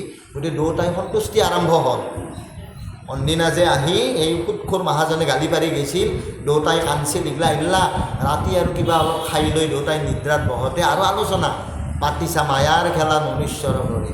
দিনটো গেল যি অজৰ আপত্তি, ৰাতিটোত বহি নিদ্ৰা লওঁতে আৰু আৰম্ভ কৰিলোঁ কালি কি হ'ব, যে কালি এনেকৈ টকা পইচা পাম নহয় অলপ, তয়ো বিয়া খাব যাবি, ময়ো এইটো কিবা কিবি কৰিম, যা অলপ বাজাৰত যাম। প্লেন এটা সাজলোঁ। সদায় মায়াই আমাক বন্ধন কৰি এটাৰ দিনৰ পাছত এটা দিন, কালি পাওঁ দুখ সুখখিনি এৰিলোঁ, আজি আৰু কি আহি আছে তাৰ কাৰণে পৰিকল্পনা কৰিব পাৰিলোঁ। কৰি কেৱল লালিত বন্দী হোৱা মাখিৰ দৰে ঠেংকেইটা পুতি দিছে, পাখাই দি উৰে মৰি আছোঁ, বলো গৈছে জ্বৰো গৈছে, খাবা নাজানিলোঁ আমি। গতিকে সংসাৰ বৃক্ষৰ যি ফল বৰ মধুৰ, ইয়াক খাবা জানিব লাগিব, তাৰিত উঠি খাব লাগিব। সংসাৰত যদি নুমি যাই খাইছে লালিত পৰা মাখিৰ দৰে হ'ব আপুনি। গতিকে সংসাৰত তাৰিত থাকি সংসাৰৰ ভোগবিলাক কৰক, যেতিয়া নে দৰকাৰ আপুনি উৰি গুচি যাব পাৰিব। মধুকৰ হ'ব দিছে, সেইকাৰণে মধু পিয়া নহয়, ভমৰা হ'লে নহ'ব, এই আমাৰ গু বৰুৱা পকাৰ দৰে হ'লে নহ'ব, য'ত লালিত বন্দী হওক। মৌ মাখিয়ে জানে আচল ৰসৰ সোৱাদ, সেইকাৰণে ভক্তবিলাকক তুলনা মৌ মাখিৰ লগত কৰে। ভাল স্থানৰ বয়া স্থানৰ মধুৰস ফুলৰ ৰস সকলো সংগ্ৰহ কৰি নি যি মৌচাক তৈয়াৰ কৰে, সেই হৈছে পৰম পবিত্ৰ পৰম সুখ আৰু হেৰিৰ মজা লগা চব চাই সোৱাদৰ বস্তু হৈছে আমাৰ মৌ। আৰু সেই মৌ কিন্তু কেৱল ফুলৰ ৰসৰ পৰাও নিয়া নাই, বয়া বস্তুৰ ৰসৰ পৰা, পচা সৰা বস্তুৰ পৰাও তেওঁলোকে আনছে, কিন্তু আনছে ভালখিনি। আমি ইয়াতে আহোঁতে চব কথাই যে ভাল এনে নহয়। পথত আহোঁতে আপুনি বয়া দৃশ্য দেখিছে, আপুনি বহি থাকোঁতে বয়া সংগ পাইছে, কোনোবা জনাই এই হৰি কথাৰ মাজত কুকথাও সোমাইছে, কোনোবা জনাই গুৰিত বহি অসন্তুষ্ট পাই আছে, বোলে এওঁ বহিলে ভাল নালাগে, তেওঁ বহিলে এই গাৰ গৰম টাইম বুলি বোলে গাঁৱৰ গন্ধই, এওঁৰ কাপোৰ কানি বয়া, বিভিন্ন পৰিচৰ্যাৰ মাজতো আপুনি আছে। কিন্তু এইবিলাক বা এটাত কেৱল ব্যৱস্থা কৰিব লাগিব যে মই আত্মনিয়োগ কৰিব লাগে ঈশ্বৰ চিন্তনত। মোক উদ্ধাৰ আৰু মোক লাগা সম্পদটো ইয়াতে মৌ তুলবা আহিছোঁ। মই পদুম ৰূপৰ যি ঈশ্বৰৰ এই ৰূপ গুণ মাধুৰী, সেই পদুমৰ চাকত বহি মই মৌ পান কৰিব লাগে। তজুপদ মকৰন্দ ৰসেৰতি কৈছেনে? হৰি ৰাম ৰাঘৱ ৰঘুপতিয়ে তুমি দেৱ অগতিৰ গতি না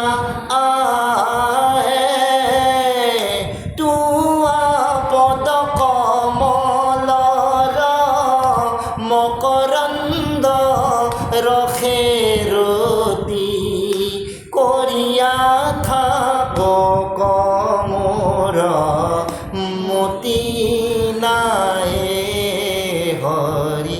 গাইছে নহয় যুগলত? তজুপদ কমলৰ মকৰন্দ ৰসেৰতি, কমলৰ পদুম ফুলৰ যিটো চাক, ধুনীয়া এটা চাক থাকে বাহুকেইটাত বাদে, সেই চাকটোত বহি মৌ পান কৰাৰ দৰে সেই মৌ পান কৰিব দিছে। ক'ত? ঈশ্বৰৰ চৰণ যুগল পদুমৰ নিচিনা, আৰু তেওঁৰ পদুম ফুল যেন সেই চৰণামৃত পান কৰিব দিছে ভকতক, সেইটো ৰসে বিচাৰিব দিছে। আমি কিন্তু চাহত মিঠা হয় আৰু চেনি নেদা চাহৰ কথা ভাবি, এইটো ভাৱনা এৰক চবেই নাভাবে। আমি কথাৰ মাজত কৈছোঁ ইয়াক লৈ আৰু ক্ষমা ৰাখোঁ, কাৰণ এই যে ৰস, তেওঁৰ ৰূপ মাধুৰীৰ ৰস যিয়ে পান কৰিছে অন্য ৰসত স্পৃহা নোহোৱা হৈ যায় বুলি কৈছে মাধৱ গুৰুজনাই নামভোগা দিছে। অন্য ৰসত তাৰ ৰতি নাই, যায় হৰিৰ নামৰ মধু পান কৰিছে, শ্ৰেষ্ঠ মধু এই জীৱাত লাগছে, তেনেহ'লে অন্য নাম তেওঁ আৰু নলয়।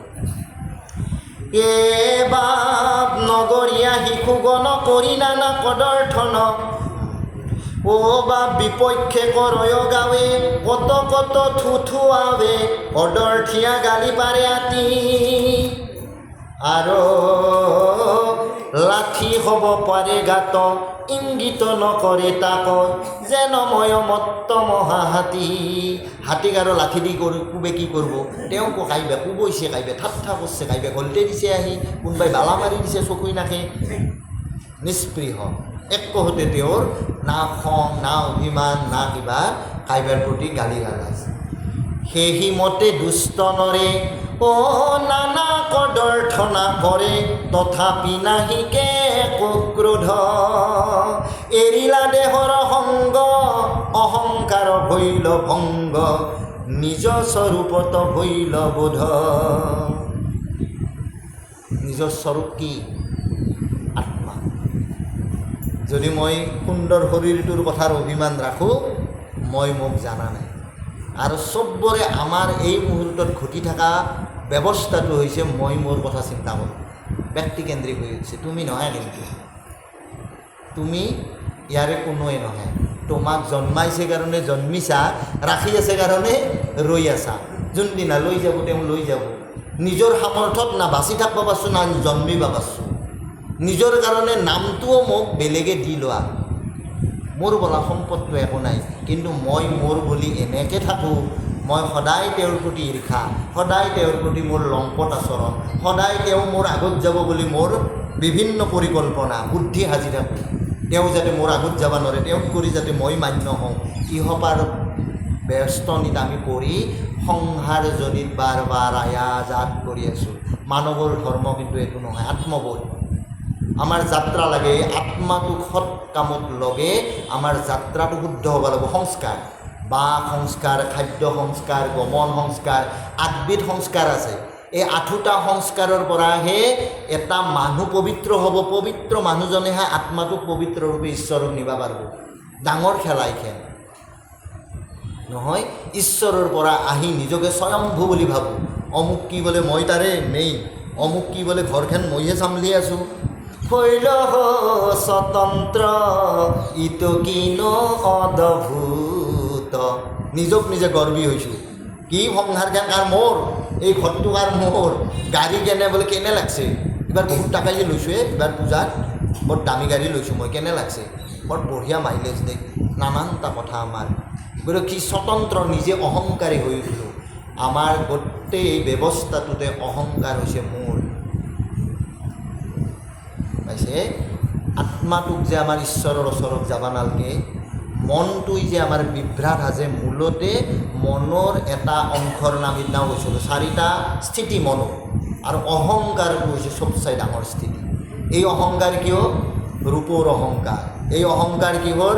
গুণৰ অহংকাৰ। এই অহংকাৰ কিয়? বংশৰ অহংকাৰ। এই অহংকাৰ কিহৰ? টাকা পইচাৰ অহংকাৰ। এই অহংকাৰ কিয়? সৌৰ্য বীৰ্য, ভাল বংশ, ভাল ধুনীয়া, ভাল মানে দেবল্লভ, ভাল ষ্টেটাছ, এইবিলাকৰ ওপৰত আমাৰ অহংকাৰ ভাৱ হয়, আৰু অহংকাৰজনিত কাৰণত আমি শেষ হৈ যাওঁ। এই যাত্ৰাপথত যায়ো অহংকাৰে আমাক শেষ কৰে। আৰু অহংকাৰ থাকোঁতেও যদি যিজনে মুকুট হ'ব পাৰে, তাৰ কাৰণে ব্যৱস্থা দিছে নামঘোষাত গুৰুজনাই, অহংকাৰ থাকন্তেও সাক্ষাতে কৃষ্ণক পাৱে, শ্ৰৱণ কীৰ্তন ধৰ্ম যায়। সেইকাৰণে ঘৰত বহি যিজনে কেৱল পণ্ডিত হৈছে, তেওঁ কিন্তু উদ্ধাৰ নাপায়। শ্ৰৱণ কীৰ্তন সন্তৰ সংগত বহি হ'ব লাগিব। শ্ৰৱণ কীৰ্তন যদি শুনায়, কীৰ্তন মানে পাঠ কৰি থকা শ্ৰৱণ, ধৰ্মটো উল্টাকৈ কোৱা আছে। বহুতে ভাবে এতিয়া কিন্তু কীৰ্তন শ্ৰৱণ হৈ আছে, আপোনালোকেও নাভাবিব যে মই আমাৰ বিৰাট ধৰ্ম কৰিলোঁ। আমি ইথানে পাঠ হৈ আছে বা আমি কৈ আছোঁ, বাকীবিলাকে শুনি থকা হৈছে। কীৰ্তন শ্ৰৱণ, শাস্ত্ৰই নাম দিছে শ্ৰৱণ কীৰ্তন। শুনাখিনি কীৰ্তন কৰিব পাৰিব লাগিব। আগৰ মানুহবিলাকে যি কোৱা যায় কণ্ঠস্থ হৈছিল, সেয়ে বক্তব্য দিছিল। আজিকালিৰ মানুহে নৰো, দুটা এটা যি শব্দ মনত ৰয় ঘৰত আওৰাব।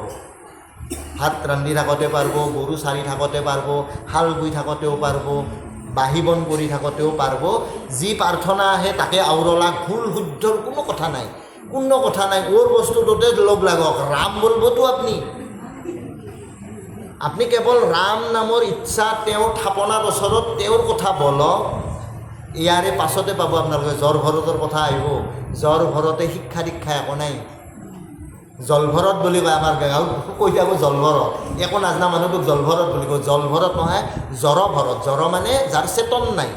আৰু আমি কিন্তু আজি বলভত থাকোঁ, আমাৰো চেতন নাই, আমি কিন্তু জ্বৰ। সেই জ্বৰ ভৰতৰ উদ্দেশ্য আহিব কাঠত। গতিকে এই জ্বৰ ভৰত ৰূপী ঈশ্বৰ মানে ভক্তজনে কি কৰিছে? ঈশ্বৰৰ ওচৰত কেৱল ক খ খেন পঢ়ে, সাহিত্য হিচাপে সি সেয়ে জানে। অ ক খ খেন কেৱল পঢ়ি দিয়ে। আমি প্ৰাৰ্থনা কৰোঁ, তুমি চিত্ত বৃত্তি মৰ, সি থাপনাত থিয়া হৈ মেলক অ ক খ হচৈ দীৰ্ঘই এনেকৈ মাতি মাতি মাতি মাতি শেষ কৰে। প্ৰভু ইয়াৰ দ্বাৰাই আখৰবিলাক সৃষ্টি হৈছে, আপুনি যিহত যি লাগে আপুনি সৃষ্টি কৰি ল'ব। সেইকেইটাৰ দ্বাৰাই আখৰকেইটা তৈয়াৰ হৈছে নহয়। তেওঁৰ সাধাৰণ ভাৱ এইটো, মই এইখিনিয়ে জানো প্ৰভু, মই সেইকাৰণে আপোনাৰ ওচৰত আউৰে দিছোঁ। কি প্ৰাৰ্থনা হ'ব লাগে মইতো নাজানো, বৰ বৰ জ্ঞানীবিলাকে জানে। মই এখিনি জানো কাৰণে এখিনি আপোনাৰ ওচৰত নিবেদন কৰিছোঁ। মই অফলাখেন জানো প্ৰভু। জ্বৰ ভৰতৰ উদ্দেশ্য পাব। তেওঁৰ তাতে কিন্তু ঈশ্বৰে দোষ নধৰে। কিয়? ইমান হোজা, ইমান তেওঁ অজলা, ইমান ভক্তিপৰায়ণ, ইমান ঈশ্বৰৰ প্ৰতি তেওঁৰ ইচ্ছা আকাংক্ষা। গতিকে সিজনক 7 খুণ মাপ। গতিকে আপোনাৰ ক'ৰ প্ৰাৰ্থনা ক'ত জৰা লাগে, কোনটো বৰগীত ক'ত লাগছে, লাগি থাকক। আপুনি ভৰকে বকি থাকব, কৰি থাকব। সদায় কৰিব এইটো। গাঁৱতে গাঁৱতে বাওঁতে বাওঁতে সুৰটো জেগাত লাগব, শব্দবিলাকো নিজে আহি গাঁঠনি খাব। মাধৱ গুৰুজনাই নামঘোষা ইমান তত্ত্বগধুৰ আৰু ভক্তিপৰায়ণভাৱে লিখছে, এইটো শব্দৰ পাছত সেইটো শব্দ নিজে নিজে আহি ধৰা দিয়ে। আপোনালোকে বলবা চাবচোন, কেৱল প্ৰয়াস কৰক। মাধৱ গুৰুজনে আৰু ঘুকি দিছে, সেইকাৰণে হিয়াৰ মাজে নামৰ ভাণ্ডাৰ মুখে বাজ হয়। একবাৰ আপুনি উদ্দেশ্যটোত আহক যে মই ৰাম নাম গাম। গলপুত যাই আপোনাৰ ৰাম নামে ঠাঁ খাই আছে, সজাই হৈ আছে হিয়াত হৰিৰ নাম। বলবা চেষ্টা কৰক। কোনোদিন যদি নবলে, আপুনি যদি লাজুকাই হৈ থাকে, বৰিটো শুনি হাঁহিব বুলি কৈবা কিবা নবলাকে থাকে, তেনেহ'লে নহ'ব। বলবা লাগে। আৰু ইয়াৰ পৰা যাই যিখিনি শ্ৰৱণ হয় এইখিনি কীৰ্তন হোৱাকৈ কৈছে, শ্ৰৱণ কীৰ্তন উত্তম ভক্তি। যি আহে তাকে বলব, একো দোষ নাই, একো দোষ নাই আপোনাৰ। অশৌচত নাহি দোষ ইয়াতো ইফাল সিফাল হৈছে বাদ দি অশৌচত আপুনি শৌচ কাৰ্যত থাকে যদি গা নোধোৱাকৈ বলে যদি তথাপি নিষ্পাপ আপুনি আইগৰাকী ডেইলি ৰাতিপুৱা 6টা নাবাজতে আহি পাব লাগে এনে দাউৰা দাউৰি হয় যে গা ধোৱা সময়ত তেওঁ থাপনাত আচলতে সেৱা কৰি আহিব লাগে নাপাব পাৰে কিয় 5:30 বাজিল আজি বা কি হয় মোৰো হয় নিজৰে যিবিলাক আচল শৰণ গুৰু তেওঁ কিন্তু আচল দীক্ষা দিব তুমি শৌচ কৰি থাকোঁতেও হৰিৰ নামখিনি হৈ যাব হৰিৰ নামৰ যিটো ৰাতিপুৱাতে কীৰ্তন কৰিব লাগে নিজৰ থাপনাত এইখিনি কীৰ্তন শৌচ কৰোঁতে শেষ কৰি দিব পাৰে অশৌচত দোষ নাই আমি আৰু কেৱল নিয়মকৈ বান্ধি এনেকৈ মুঠি বান্ধি আছোঁ নাহিকে নিয়ম সংযম বিধি ইহাত অস্পৃশ্যত নাহি লোক কোনো বিধি ব্যৱস্থা নাই কিন্তু তুমি মনৰ উৎসাহতে কেৱল ৰাম বলা ৰাম বলা ৰাম বলা তুমি উৎসৱ কৰি গাৱা কোনো ইয়াত নীতি নাই নিয়ম নাই তুমি হৰিৰ সেৱক হওক তাৰ পাছত তোমাক একোৱে দৰকাৰ নাই সেইকাৰণে অনন্ত কৌটি বীজৰ মাজত অনন্ত কৌটি নামৰ মাজত ৰাম নামৰ মহিমা প্ৰকাশ কৰা সেই ৰাম নাম আৰু কৃষ্ণৰ নাম জীৱাত বান্ধ অন্য নাম অন্য তৃষ্ণা অন্য কাষাৰ কুচৰাৰ কথাবিলাক বাদ দিয়ক কাইবা ক'বা আহিলেও আপোনাক নিশ্চয় আহিব কাৰণ গাঁৱত সেনে প্ৰথাই আছে শুনছা না আমকা কাৰ মায়ে চলিটোৰ এনে বুলি তাহাৰ গম পাইছা কালি আপুনি ৰাম বুলি ক'ব দীঘলাকে ৰাম ৰাম বাবা কৃষ্ণ এয়াই হ'ব দে তাহাৰ কথানো কি কবি আমাৰো কালিৰ পৰা হ'ব পাৰে আজিহে চলি ভালে আছে এনেকৈ কৈ দিব মোৰ ক্ষেত্ৰততো হ'ব নাপে আই যি হৈছে আইগৰাকী খুব পাওক তাকে তুমিও যাই থাপনাত সেৱা কৰিবা ময়ো শুনিলোঁ যিহেতুকে সেৱা কৰি চান্দালেনি ইন্দ্ৰক পূজা বুলি কোৱাৰ পাছত কাণ তেওঁৰ ফাটি যাওঁ লাগছে অপবাক্য হৈছে ইন্দ্ৰক পুজি আছে তাকলৈকে মুখ্যৰ অভিলাষ লৈ নহয় ব্ৰাহ্মণৰ ইয়াতে দিছে ভাগৱত কি ব্ৰাহ্মণ আছিল সুশীল ব্ৰাহ্মণে পূজা অৰ্চনা কৰি আছে নদীৰ পাৰত নদীত পানী আনবা গৈছে চান্দালেনি তাৰপাছত সুধছে হে দেউ আপুনি কি কাক আৰাধনা কৰি এটা পূজা আৰম্ভ কৰিছে বোলে কিয় তুমি নাজানা তুমি কি জানবা তুমি চান্দাল বংশত জন্ম চান্দালিনী মই ইন্দ্ৰক তুষ্ট কৰাৰ কাৰণে নদীৰ পাৰত বহি লৈছোঁ দিন ৰাতি তাৰমানে যজ্ঞ আৰম্ভ কৰিছে ইন্দ্ৰক তুষ্ট কৰিব কিয় বোলে ইন্দ্ৰত্ব মই ইন্দ্ৰৰ সভাত যাব পাৰিব লাগে সশৰীৰে এই শব্দটো শুনা মাত্ৰাকে চান্দালিনীৰ পাপ আচৰণ হৈছে মনত মই আজি কি বেয়া কথা শুনিলোঁ আপোনালোকেতো ইঘৰৰ কথা শুনি আছে লগালগ শুনাৰ লগে লগে মই কৈছোঁ না যিমান সৰুকৈ তেওঁ কৈছে তিমান ডাঙৰকৈ টিকে দিব লাগে ৰাম ৰাম বাবা কি শুনলি মোক সিঘৰৰ বদনাম কিয় শুনবা আহিছা এই মোৰ কাণ ফাটি যাব মই অন্য কথা নুশুনো মই ৰাম কথা শুনি ভাল পাওঁ খোলাকৈ ক'ব পাৰিব নহয় আজিৰ পৰা অন্তৰত দাঁত কৰি লওক আৰু খোলাকৈ যায় ঘৰৰ গুৰিৰ দুৰ্নাম ক'ব আহিব আপোনালোকে খোলাকৈ দীঘলকৈ টিকে দিব ৰাম মোক এই কথা নক'ব যদি হৰিৰ কথা কিবা কোৱা মোৰ এই কথা কাণত নুশুনে কাণ মোৰ পকি যাব আৰু সেই কাণবিলাক বধিৰ হয় বধিৰ মানে নুশুনা আমাৰ শেষ বয়সত হয় নহয় যি শেষ বয়সত ৰাম কথা নুশুনে তাৰ কাণ বধিৰ হয় যি শেষ বয়সত ৰাম বলবা পৰা নাই তাৰকে মই ক'লোঁ না 51-50ৰ পাছৰ মানুহখিনিৰ সচেতন বেছি তেওঁ যদি আৰু বেলেগ ৰসতে ৰতি কৰি আছে এই জীৱাই কিন্তু তাক সংগ নেদে পচি যাব জীৱা মাত নল হ'ব বধিৰ হ'ব ববা হ'ব আৰু কি বধিৰ ববায়ো পংগু লংঘয়তে গিৰি গুহা অতিক্ৰম কৰিব পাৰে যদি ঈশ্বৰৰ কৃপা হয় গতিকে সেই কৃপা প্ৰাৰ্থীৰ ওচৰত কৃপা খোজক আপোনাৰ যাতে এই জীৱনটো ধন্য হৈ উঠে তেওঁ কৃপাৰ সাগৰ আৰু সেই কৃপাৰ সাগৰৰ এক বুন্দ এক টপা মাত্ৰ কৰুণা বিচাৰিছে হামু ভিখাৰী মাগ একবিন্দু মাধৱ গুৰুজনৰ নাম ঘোষা ডংগুৰি চাব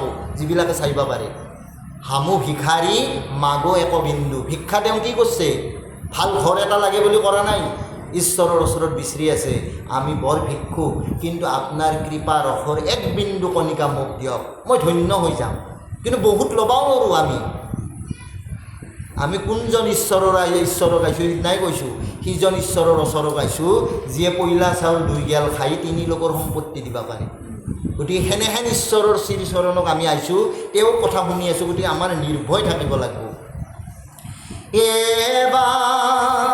নয়ন পংকজ পাখি মুখে মনোহৰ হাসি দন্তশয় মুকুতাৰ হাৰি দৰশয় উচ্চ কুচ কামবানে যাই মুচ দেখি নগৰীয়া যত নাৰী কটাক্ষ নকৰে তাক যেন চলে মত্ত নাগ এহি মতে নীল কতকাল দুৰ্জনৰ উপদ্ৰৱে সুখে থাকিবা কনে দে জড়িত থাকে তথাতে জঞ্জাল।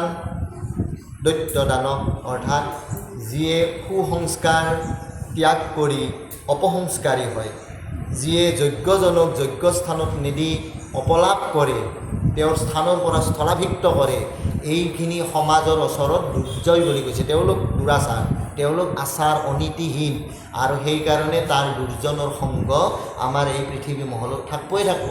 আৰু ঋষভেও এনে নিৰ্বিকাৰ ভাৱত থাকিও কাকো কতো কথা কোৱা নাই, না মুখৰ বচন আছে, না কেতিয়াবা ভাল মানুহৰ দৰে কথা শুনছে, নিৰ্বিকাৰ ৰূপত আছে, মাল্লিও ধৰলিও চুৰ বল্লিও, তথাপি তেওঁৰ সুখ শান্তি নাই, দুৰ্জনৰ উপদ্ৰৱত তেওঁ থাকিব নোৱাৰা অৱস্থা হৈছে, জঞ্জাল হৈছে।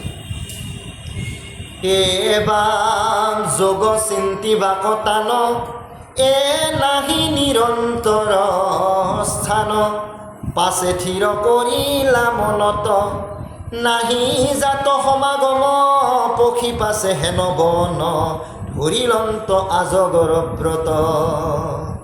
আজগৰ য'ত জগৰ নাথাকে সেই আজগৰ আমি সৰ্পক বুলি ভাবোঁ, অৰ্থাৎ অজগৰ সাপ এখৰাই, সিও অজগৰ হৈ আজগৰ মানে যায়, মানে কমকৈ ভ্ৰমণ কৰে। তেওঁৰ দেহটো থুলংকৰ হয় কাৰণে এক ঠাইতে পৰি থাকে, ওচৰেদি যাওঁ পশু পক্ষীবিলাকক সি থুকুতকৈ ধৰি খায় জীৱন নিৰ্বাহৰ কাৰণে। তেওঁ আজগৰ মানে যি ঠাইত অন্যবিলাকৰ মানে জামিলা নাই, অন্যবিলাকৰ যাতায়ত নাই, সেই জগৰ নোহোৱা স্থানত যাই থিতাপি লৈছে, শুই পৰছে। এইবাৰ নিজৰ জীৱনক লৈ তেওঁ ধন্য, আৰু বাকীখিনি সামাজিক জীৱনক লৈ তেওঁ অতিষ্ঠ। মই ৰাজা হৈ বহুত কাটলোঁ, বহুত খালোঁ, প্ৰভু মোক এই দে, মিছা কথা, তুমি মোৰ আত্মাক চিনা আৰু মোৰ আত্মাটোক তুমি তোমাৰ ওচৰত নিয়া। আৰু এই কথাকে একাদশ স্কন্ধত উদ্ধৱক শ্ৰীহৰিয়ে বুজাইছে। উদ্ধৱক বুজাইছে মানে আমাক বুজাইছে। মই আত্মা হেন জানি আমাক বান্ধৱ মানি দেখা ভিন্ন আপোনাৰ দেহ হৰিয়ে পৰমানন্দ ৰামজন অ হৰিজন তেজি যাহা মোক হায়ে হৰিয়ে পৰমানন্দ। বৈকুণ্ঠ পুৰাণৰ তৃতীয় ঘোষাটোত তেওঁ লিখছে যে উদ্ধৱক সকলোখিনি বুজাই উঠি কৈছে যে ময়ে আত্মা, পৰমাত্মা, মই তোমাৰ দেহত আত্মাৰূপে থিতাপি হৈ আছোঁ। যোনদিনা মই তোমাৰ দেহটো এৰিম নহয় উদ্ধৱ, তুমি মৃত পৰাই, তোমাক সহংস্কাৰ কৰিব কোনোবাই, আৰু মই কিন্তু সেই পৰমাত্মাৰ ওচৰতে গুচি আহি লগ হৈ যাম। তোমাৰ নামৰ কোনো অস্তিত্ব নাই, তুমি নামতহে উদ্ধৱ, আত্মাৰূপে ময়ে আছোঁ। কুৰুক্ষেত্ৰত কোনো কৰ্ণ মৰা নাই। সেই সময়ত দেখাইছে যেতিয়া আমাৰ এই গলটো কাটি থোৱা কি আছিল, বৰ্বৰিক পৰ্বতৰ গুহাত থৈ দিছে নহয়, আৰু বৰ্বৰিকক যেতিয়া যুদ্ধৰ এইবোৰ সকলোবিলাকে কৈছে তোহাক এটা দৃশ্য দেখঙা, তাতে বহি চাই আছে, তেওঁ ঈশ্বৰৰ ওচৰত কৈছে যে মই আপোনাক শিৰ অৰ্পণ কৰিলোঁ, কিন্তু এটা কাম কৰক, মই এই মানে যিটো যুদ্ধ, কুৰুক্ষেত্ৰ যুদ্ধত মহাযুদ্ধ, আৰু এই কুৰুক্ষেত্ৰ মহাযুদ্ধত মহাসংগ্ৰামত যি ধৰ্মযুদ্ধ, তাত যাতে মই আপোনাৰ শ্ৰীচৰণ দৰ্শন কৰি থাকোঁ, এই দৃশ্যৰাজি যাতে পাওঁ, মোক আশীৰ্বাদ কৰক। কাটা মূৰটোৰ কথা কয়, থিতাপি কৰি থৈ দিছে ঈশ্বৰে। আৰু তেওঁক যাই যেতিয়া সকলোৱে সেৱা সংস্কাৰ কৰিল, তেওঁ ডাঙৰবিলাকক সেৱা কৰিল, তেওঁক সুধিছে যে যুদ্ধ কেনে দেখিছা অৰ্জুনে? অৰ্জুনৰ ভাৱ আছিল মোৰ সমান যোদ্ধাটো কোনো নাই, যুদ্ধটো ময়ে জয় কৰি দিলোঁ, ভীমে কেইটামান মাৰছে, বাকী বৰ যোদ্ধাকেইটাক মই মাৰছোঁ। গতিকে এই বলবৎ তেওঁ আছে। আৰু অৰ্জুনে যে সুধা কথাৰ উত্তৰ বৰ্বৰিকে দিছে কি, হে অৰ্জুন খুৰা, মইতো, আৰু তেওঁ কি হয় না হেৰি আতে ঘটোৎকচৰ পুতেক, যে ককা মই এই যুদ্ধত দেখিছোঁ তোমাৰ বানে একজন ৰথী মহাৰথীকো মাৰা নাই, তোমাৰ বানৰ আগত কৃষ্ণৰ চক্ৰই গৈ আছে, তাত কোনো কৰ্ণৰ বধ হোৱা নাই, সিজনো কৃষ্ণই। অৰ্থাৎ যিয়ে মাৰিছে সেই কৃষ্ণই মাৰিছে, যিজন মৰিছে তাতেই কৃষ্ণ। আৰু আত্মাটো পৰমাত্মাটোৰ কথা হৈছে, কৰ্ণৰ আত্মা আৰু পৰমাত্মাৰ। চাব এখন চন্দ্ৰকান্ত শইকীয়াৰ মহাৰথী বুলি কিতাপ আছে, সিখনো খুব চাইলে গম পাব আচল অস্তিত্বটো আমি, মহাৰথী মানে আমি, আৰু আমি এই শোক মোহৰ বেষ্টনীত কেনেকৈ পৰমাত্মাৰ প্ৰতি ধাবিত। তেওঁ এইটো একদম আজিৰ বাস্তৱসন্মতভাৱে কৰ্ণক থিয়া কৰাইছে। সেইকাৰণে চন্দ্ৰপ্ৰসাদ শইকীয়াৰ সাহিত্যিকগৰাকীৰ নামে মহাৰথী দিছে। মহাৰথী উপাধি যেনেকৈ সাহিত্যৰথী মানে লক্ষ্মীনাথ বেজবৰুৱা নহয়, কলাগুৰু মানে বিষ্ণুপ্ৰসাদ ৰাভা, সেনেকৈ মহাৰথী মানে চন্দ্ৰকান্ত শইকীয়া। সেই শইকীয়াদেৱক মহাৰথী নাম দিছে কিতাপখনৰ কাৰণে। ইমান ধুনীয়া কিতাপ, আৰু তাতে দেখুৱাইছে আত্মাটো পৰমাত্মাটো। আমাৰ মহাভাৰততো এইটো দেখুৱাইছে, কৰ্ণক আত্মাটোই কৃষ্ণক পৰমাত্মাক তাৰমানে প্ৰশ্ন কৰে, আৰু তেওঁ কৈ আছে যে মই তুমি যি শোকত তুমি কান্দছা সেই শোক মোৰ, মই কান্দি আছোঁ কৰ্ণৰ দৈবিক জন্ম, সংগতি বয়া কাৰণে মৃত্যু বয়া হৈছে। সেইকাৰণে সংগ চাব দিয়ক। আমি ভাবি আছোঁ চবে সন্তৰ সংগ ল'ব লাগে, সন্তৰ সংগত আইছোঁ বুলি ভাবি আছোঁ। যদি ইয়াত থাকিও কাইবাৰ অসন্ত সংগ, তেওঁ যদি ওচৰৰ মানুহগিৰিৰ কথা আপোনাৰ কাণত কৈ আছে, তেওঁক জানব আপুনি আপোনাকো টানি নি আছে সি, তেওঁক চুপ কৰক আৰু কালিৰ পৰা তেওঁৰ সংগ ত্যাগ কৰক। কাইবা যদি এনে হৈ আছে মোক আৰু গালি নাপাৰব কিন্তু নক'ব, যিমান পাৰে ভাগৱতক গাইলে ভাগৱতৰ কথাইহে হৃদয়ংগম ক'ব লাগে। ওচৰ পাজৰৰ বৰ্ণনা, মোৰ দুখৰ বৰ্ণনা ইয়াতে দৰকাৰ নাই। এই খানিক সময় আমি কেৱল ভগৱত চিন্তাত থাকিম, আৰু এইটোহে হৈছে আমাৰ মুক্তি মংগল কাম, এইটো হৈছে আত্মদৰ্শন। সেইকাৰণে আমাৰ আত্মাটো পৰমাত্মাৰ ফালে যাতে যায়, এইটো ব্যৱস্থাহে আমি ৰাখিব লাগে। পৰি থকা মহিতলে জীৱা বস্তু আখি মিলে মুখ মেলি ভুঞ্জয় সদায়, মূত্ৰ পুৰি শক এৰি ভূমিতলে থাকা পৰি বিস্তায়ে লিপিত হৰ বগাই। হাগা মোটা তাতেয়ে কৰি তেওঁ নিৰ্বিকাৰ হৈ দেহ পৰি গৈছে। এই দেহ বল্লভ আৰু তেওঁৰ সক্ৰিয় নহয়, নিষ্ক্ৰিয় হ'ব ধৰিছে। আমাৰো সেই অৱস্থা হয় শেষ বয়সত। গতিকে যদি হয়ে ইথেনে আমাৰ বলভ্য কিয়, ময়ে চব কৰিম, ময়ে কৰি আছোঁ বুলি বলভ্যৰ কাম নাই। কাৰণ এই শৰীৰে সংগ আমাক কেইটামান দিনহে দিয়ে। এবাৰ গৰুৰ আকাৰ কৰি কত ফুৰা সুখে চৰি, কত কাল মৃগৰ আন্নয়, নানা যোগ চৰ্যা কৰি আচন্তৰি খব হৰি, ব্ৰহ্মানন্দ খণ্ড হৃদয়। তেওঁ নিজানন্দ সৎচিৰ আনন্দৰ সংগ লৈছে, আৰু তেওঁ আনন্দত বিভোৰ হৈ আছে। তেওঁ ব্ৰহ্মানন্দ, ব্ৰহ্মৰে পৰম ব্ৰহ্মৰ আনন্দই তেওঁক পাই গৈছে। এই কৈছোঁ না, আত্মান্তিক সুখ কাই পায়? বৰ ঐশ্বৰ্য বিভূতি থকাজনে পাওঁ নাই। চব চাই সম্পত্তিহীন গৰাকীও পাব পাৰে, আৰু সম্পত্তিশালীজনে পাব পাৰে। এনে নহয় যে যাৰ সম্পত্তি আছে তেওঁ ভক্তি নহ'ব। যাৰ ভকতিবিহীনভাৱে অৰ্থ আৰ্জিছে বা অৰ্থাৰ্থীৰ কাৰণে যিবিলাকে কিন্তু ঈশ্বৰক ভজি আছে, তেওঁ সকামত লিপ্ত হ'ব, কিন্তু নিষ্কাম কৰ্ম। দেহটোক নিষ্কামৰ ফালে লৈ আহিব লাগে, বিশেষকৈ 50ৰ ঊৰ্ধৰ। 3বাৰ ক'লোঁ এই শব্দ।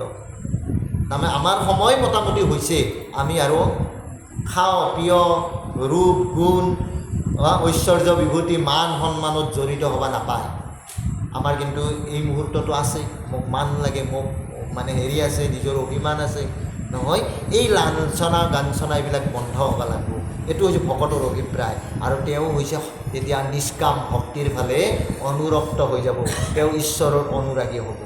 সকাম ভক্তি আপোনাক একো কৰি নিদিয়ে, ধন সম্পদ দিব, কিন্তু পৰমানন্দ সুখ নেদে। এই যে ব্ৰহ্মানন্দ সুখত মজি পাব ধৰিলাক, এই সুখটো খোজকাঢ়িব নোৱাৰে, গৰুৰ দৰে হৈছে বুলি কৈছে আকৃতি। হাতে ভৰি চাৰিওখান লগ লাগি বুলছে, কায়োতো নাই সংগত, কিবা পাইছে যদি খাইছে। মৃগৰ দৰে চকুক চামাককৈ কৈভা বৈছে, দুডাল ঘাঁহ পাতকো খাইছে, পৰা পাতকো খাইছে, কেৱল বাচি আছে, কিন্তু লিপ্সা তৃষ্ণা একোৱে নাই।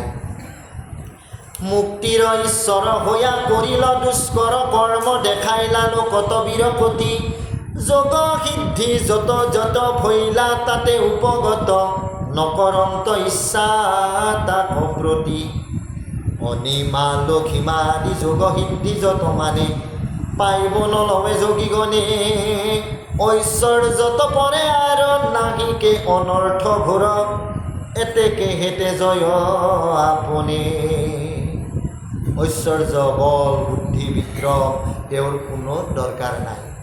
অনিমা অনিমা লঘিমা প্ৰকৃতি কামাস্যা এনেকৈ সম্পূৰ্ণ ব্যৱস্থাখিনিত তেওঁ নিজে নিজে নিৰুত্তীৰ্ণ হৈ ঈশ্বৰৰ দৰ্শনৰ কাৰণে দেহকো নি আছে, দেহ টানি আছে। কাৰণ আত্মাটোই দেহ এৰি যাব নোৱাৰে, কৰ্ম বন্ধন যিমান থাকে।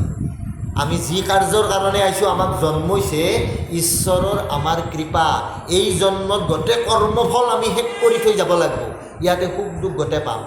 কাইবে একদম গুমুঠে বেষ্টনীটো কৰি জীৱ যাব পাৰে, কিন্তু ক'ব বোলে অমুকে বৰ ভাগৱত কৈ ফুৰিছে কেনে মৃত্যু পাইছে না নাপায় ক'ব। তেওঁ ইজন্মৰ সৎফল খাই থকা নাই, এই বহুত জন্মৰ পৰা তেওঁ যি পাইছে এইটোৰহে জীৱন চলি আছে। ইয়াৰে জন্মৰ পাছৰ ফলখিনি এইটো জন্মৰ, আমি কৰা কৰ্মখিনি পাছত এইটো কৰ্মৰ। এই জন্মৰ সুখ ভোগ আৰু পৰজন্মৰ বৃত্ত যদি আপুনি ভগৱত দৰ্শনত চলে, আৰু যদি বেলেগ লোভ লালসা তৃষ্ণাত সকাম ভক্তিত জড়িত হৈ পেলাই কাম কৰিল, তেওঁ আৰু বন্দিত্ব ল'লা, আৰু বন্ধন হ'ল, আৰু জন্মিব, আৰু মৃত্যু হ'ব, বাৰ বাৰ আয়া যাম। পৰীক্ষিত নৃপে পাছে বুলিবা লৈলা কোনো শুনা গুৰু আমাৰ অৱচন। জ্ঞান অগ্নি দহিলন্ত কৰ্মৰ বাসনা যত আত্মাকাৰ ভৈল যাৰ মন। আত্মায়ে আত্মাৰামক, আত্মাতে ৰাম উপস্থিত হোৱাৰ তেওঁৰ অৱস্থা হৈছে, দেহৰ কথা এৰি চলিছে। পৰীক্ষিতে কৈছে যে কেনেকৈ ইমান ডাঙৰ কথা, হে গুৰু মোক এই বচন দিয়া। এইটো কিহৰ পৰা হয়? জ্ঞানৰ দ্বাৰা। জ্ঞানে নতৰে, কিন্তু জ্ঞান অবিহনে ভকতি নাপয়। শুদ্ধ কি অশুদ্ধ কি? পুৰাণৰ সূৰ্য শাস্ত্ৰম ভাগৱত বুলি ক'লা। সূৰ্য মানে বহুতে ভাঙনি দিয়ে যে সূৰ্য যেনেকৈ প্ৰকাশ হওঁতে অন্য গ্ৰহ নক্ষত্ৰৰ প্ৰকাশ আৰু দৰকাৰ নাই বা হৈ যায়, সেনেকৈ নহয়। সেইটোৱে একলাই নহয়, আৰু এটা ভিতৰুৱা কথা আছে। সূৰ্যৰ পোহৰত চব বস্তু প্ৰকাশ্যে দেখা পায়, ভালকৈ দেখা পায়। অৰ্থাৎ যেতিয়া ভাগৱতক আহিব, আপুনি সৎপুৰুষ না অসৎ পুৰুষ, আপুনি সুশীলা না অসতী তিৰি, চব কথাৰ প্ৰমাণ হ'ব ভাগৱত। ভাগৱত এনে সূৰ্যটো অলতে যেনে ৰাতি দেগি খাই টচ ঘৰৰ পৰা আনি আটাগেৰি পাছিলোঁ, ৰছী দেলোকে সাপ বলি কাইবা কোবে ডাঙৰ আছে চাংজি ৰাতিপুৱা যেতিয়া সূৰ্য উদয় হ'ব, সিডাল ৰছীকে আমি গম পাম, ওইডাল ৰছী আছিল ভাই দেখছা। কিয়? সূৰ্যৰ উদয়ত চব বস্তু প্ৰকাশমান হ'ব। সেইকাৰণে আপুনি ভাল না বয়া এইটোৰ প্ৰমাণো ভাগৱততে হ'ব। ভাগৱত সূৰ্য, সেইকাৰণে সূৰ্য আশ্ৰম। পুৰাণৰ সূৰ্য এনেই নাম দিয়া নাই যে বাকীকেইটা পুৰাণ নালগে কাৰণে একো নাই, চব আছে, চব থাকিব, কিন্তু এওঁৰ প্ৰকোপত চব চিধাকৈ দেখা পোৱা হৈছে। ৰাতি দেখা ৰছীডাল, দিনত যে ৰছী, আৰু ৰাতি দেখিছিলোঁ সাপ বুলি কৈ আটা পাৰি মৰিছিলোঁ, আমাৰ ভুল। আৰু জ্ঞান কিঠেন সূৰ্যৰ প্ৰভাৱ প্ৰকাশ যেনেকৈ হৈ চব দেখা পায়। ভাগৱত জ্ঞানৰ প্ৰভাৱৰ দ্বাৰাই যেতিয়া মোৰ অন্তৰত জ্ঞান আহিব, মই তেতিয়া সাপক সাপ আৰু ৰছীক ৰছী দেখিম।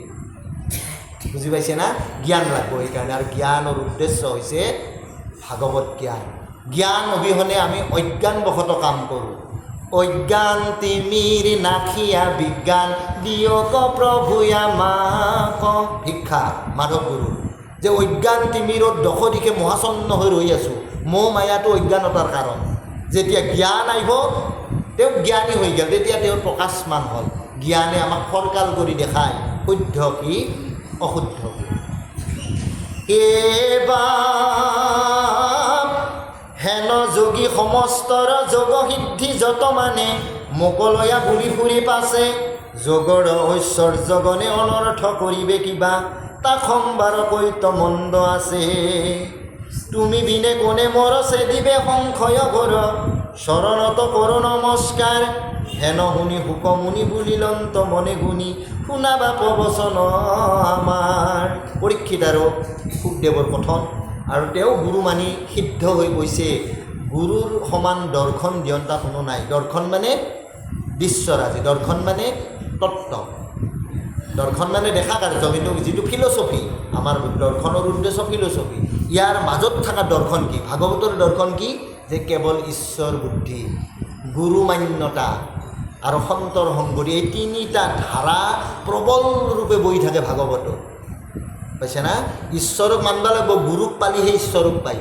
প্ৰথম গুৰু মান্যতা সেইকাৰণে সুখদেৱক তেওঁ স্তুতি কৰিছে যে আপোনাৰ নিচিনা অজ্ঞান তিমিৰ নাক কৰণতা শুনি আছে, ঈশ্বৰ কৃপাময় কাৰণে মোৰ মৃত্যুকালত আপোনাক পঠাই দিছে।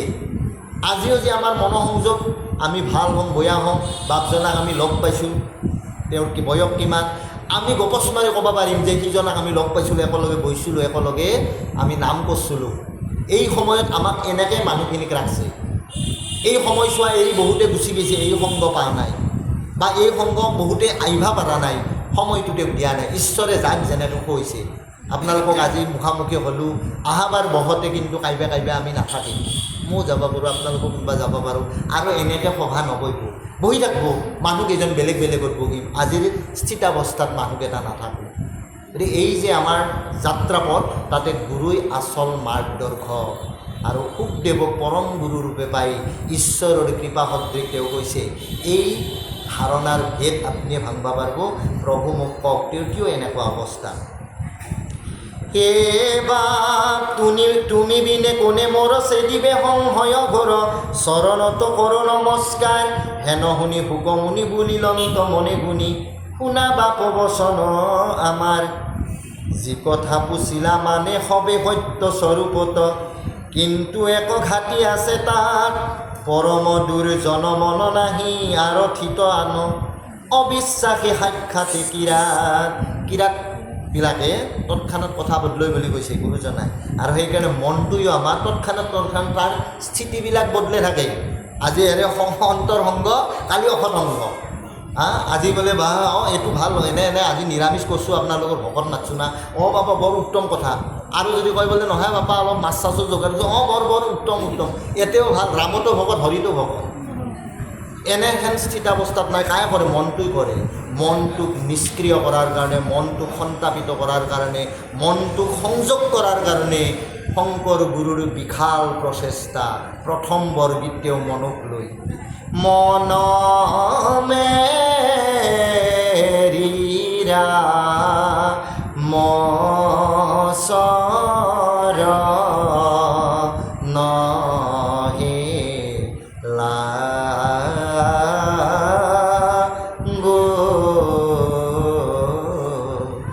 তই দেখনা অন্তকে আগো ৰে মন নিশ্চয় পতন কায়া, কেন দেখিনে দেখ আন্ধা। কিমান তত্ত্ব গোটেইখিনি আজি আৰু নহ'ব। যে মনটোক কৈছে, তই ইমানে অন্ধ না, দেখা পা নাই, কালে দেখোঁ ডেলি তোতে নি আছে। আজিত যে সময়খিনি গেল, মৃত্যুৰ কাৰণে একদিন আগবাঢ়ি গ'লোঁ আমি। যোনদিনা মৰব লগা আছিল তাৰে এটা দিন গেল গুচি। মনটোক তেওঁ কৈছে, হে মন, তই দেখা নাই, কাল অজগৰে কচি খাই আছে মোক, তই দেখিও নেটখা ভাউতি জুৰি কিয় কৰা। সময় থাকোঁতে হে মন তুমি ৰামৰ চৰণত নাযা। গোটেই গীতটোত এনেকৈ লিখছে। গতিকে মনক শান্ত, মনক সক্ষম কৰিব ৰাখা পাৰাজনে এই জীৱনটো কিবা এটা পাইছে, আৰু তেওঁ ঈশ্বৰৰ ওচৰত যাই পাইছে। গতিকে মনক সংবোধন কৰিব লাগিব। বা বিষয়ৰ কামজত ৰাত্ৰি দিনে চিন্তে মাত্ৰ মনহমে ইন্দ্ৰিয়সকল, যেন দুষ্টা নাৰীগণে পুৰুষৰ হৰে মন, কামক দেখায় কৌতূহল, কাম ক্ৰোধ লোভ মোহ দম্ভ শোক ভয় আদি, আন যত অনৰ্থৰ বীজ, কৰ্ম বন্ধ নানা মত মনতেহে হোৱে জাত, মনেহে তাহাৰ মূল নিজ। মনতে উৎপন্ন হয় এইবিলাক কামনা, বাসনা, লিপ্সা, আকাংক্ষা, দম্ভ, শোক, ভয়, মৈথুন, এই গোটেই মনৰ ক্ৰিয়া।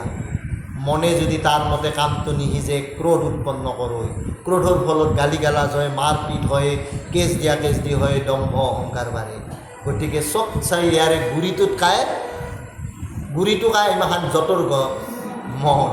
মনটো ইমান মানে চঞ্চল আৰু বদমাছ, সি ভাল ঠাইত ভাল জেগাত ৰাখি থাকিব নোৱাৰে, সি অস্থিৰ। সেইকাৰণে কৰি মনস্থিৰ, চিত্ত কৰি শুদ্ধ, বাৰ বাৰ ভাগৱতে বাৰ বাৰ এইটো কথাকে নি আছে, মন থিৰ কৰা। মন যদি অস্থিৰ হৈ থাকে, চঞ্চল হৈ থাকে, ই আৰু তোমাক আচল সেই সাৰোগ্য নিদিব। কেবা ফেন মহা অহংকাৰী, মনৰ লগত কোন পণ্ডিতে কৰিব মিত্ৰৱতী, বিশ্বাস এৰিয়া আত কহিল তোমাক তাত, ই প্ৰশ্নৰ সিদ্ধান্ত সম্প্ৰতি। তোমাৰ যি প্ৰশ্ন, এই প্ৰশ্নৰ সিদ্ধান্ত মই দিলোঁ। যিসকল বুদ্ধিয়ক, যিসকল ভাল মনৰ ব্যক্তি, যিসকল পণ্ডিত, তেওঁলোকে কিন্তু মনৰ লগত সহমিত্ৰতা নকৰে, মনক তেওঁলোকে দমন কৰিব। ইন্দ্ৰিয় দমন কৰাটোৱে হৈছে জিতেন্দ্ৰিয়। নহয়, আমি ইন্দ্ৰিয় দমন নকৰি দশ দিশে বেলেগ শত্ৰু জয় কৰি ফুৰোঁ। অমুকে কেনে পাইছে দিছোঁ নহয় তাত। বাহ্যিক শত্ৰুটো মিছা কথা। তুমি তোমাৰ শৰীৰক আগতে সংযম কৰা। মোৰ চকুই বয়া দৃশ্য চাই ভাল পায়, মোৰ জিভাই বয়া খাদ্য খাই ভাল পায়, বয়া কথাত বৰ তৃপ্তি পায়, কাণে মোৰ বয়া কথাৰ আনন্দ লাভ কৰি আছে। শৰীৰ সংযত নহয়, শৰীৰক জিতবা পৰা নাই মই। আৰু তুমি যুদ্ধ জয় কৰাৰ কথা কওঁ, গুৰিৰ গিৰিৰ লগত দণ্ড খৰিয়ালত জিতা কথা কোৱাই আছে, কাম নাই। প্ৰথম নিজক সংস্কাৰী, নিজক জিতবা লাগব। বাপ এৰি হবে ধৰ্ম কৰ্ম, মুখে মাত্ৰ বোলা ৰাম সুখে যেন গতি পাৱা মৰি, কৰি মহাকায় কষ্ট আচৰিল তপব্ৰত, তথাপি নুহিকে নাম হৰি। তপব্ৰত ধৰ্ম আচৰণ যত যিমান আছে, নামৰ সমান কোনো নাই। নমো নমো জগন্নাথ চৰণত দিয়া মাথ, কৰমই লক্ষ্য কৌটিবাৰ, সংসাৰ সাগৰে ঘোৰ তনু নাও বুৰে মোৰ, কৃপাময় কৰি উদ্ধাৰ। শুনিও ক যতে ক শাস্ত্ৰ, ও তোমাকেহে কয়ে মাত্ৰ, দেৱৰ দেৱতা তুমি হৰি, দান্তে হাতে তৃণ ধৰি, বোলো হকাৰ পুণ্য কৰি, লয় মোক নিজ দাস কৰি। তেওঁৰ দাসত্ব যদি ল'ব নোৱাৰোঁ, তেওঁৰ চৰণ বন্দনা, তেওঁৰ চৰণত যদি যাব নোৱাৰোঁ, আমাৰ এই মনুষ্য জন্মটো অসালে যাব। আৰু শৰণত তাকে আমি ভিক্ষা কৰি কৰি গৈছোঁ, ৰাঘৱৰ অভয় চৰণে সত্যে সত্যে পখিলো শৰণী, থৈথৈতকাৰী যি যাৰ চৰণত যাওঁ বুলি কৈছোঁ, হৰি অ হৰি চৰণে লাগো, অভয় চৰণে শৰণ মাগো, ৰাম ৰঘুপতি ৰঘুনন্দন তোমাৰ চৰণে লৈলোঁ শৰণ। লৈছোঁ না পদ কৈছোঁ, যদি শৰণ সঁচা বুলি মানে, শৰণ যদি লৈছোঁ তেনেহ'লে দৃঢ়তা লাগব। ঈশ্বৰৰ চৰণত আপোনালোকে আহিছে, ইয়াৰ পৰা আৰু লুণ্ঠিত নহ'ব। ইয়াত আৰু কোনো চল চাতুৰি নকৰিব, মনটোক ৰেডি কৰক। ইয়াত আৰু কোনো চলনা নাই, মোক ঈশ্বৰক লাগে, তেওঁৰ চৰণামৃত লাগে। তাতকৈ দ্বিতীয় বস্তু মোক একোৱেই নালাগে প্ৰভু, একোৱেই নালাগে। কাৰণ যি দিছে তেওঁ দিছে, যি দিব তেওঁৱে দিব। মই মোৰ বুলি একো কৰিব পৰা নাই, তেনেহ'লে মোৰ কিহৰ লোভ, আকাংক্ষা, সংসাৰ, মায়া, এইবিলাক কিহৰ আছে? মোৰতো নাই। মই মায়া চেতন হ'ব লাগে। বাপ তোমাৰ নামক মনে, সুমৰ অনুক্ষণে, হৃদয়ে তোমাৰ চিন্তি ৰূপ, এই সত্য তত্ত্ব জানি, সমস্যাৰ যত প্ৰাণী, বাপ ৰাম বুলি তৰা হব কোপ, হৰি ৰাম হৰি ৰাম হৰি ৰাম ৰাম।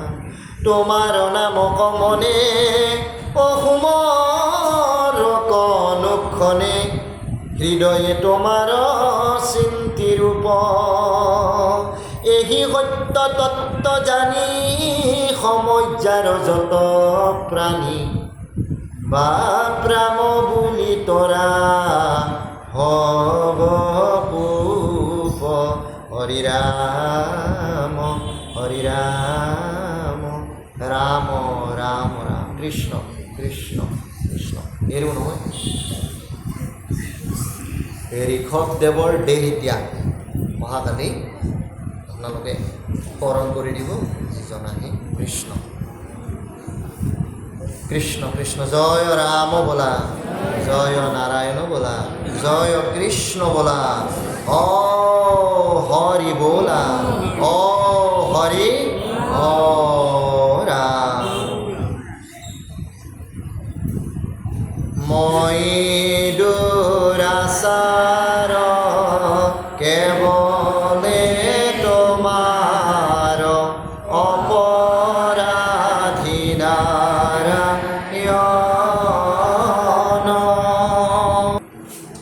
পৰম শ্ৰদ্ধাৰ সেৱাস্থলীৰ বাপাণ্ডৱ আই মাতৃ হ'ব। আজিৰ অনুষ্ঠানভাগিত ভাগৱত পাঠ কৰা ভৱানীপুৰ সত্ৰৰ সন্মানীয় পাঠক শ্ৰীযুত অপূৰ্ব কলিতা বাপজনাক আমি সত্ৰৰ তৰফৰ পৰা সেৱা নিবেদন কৰিছোঁ।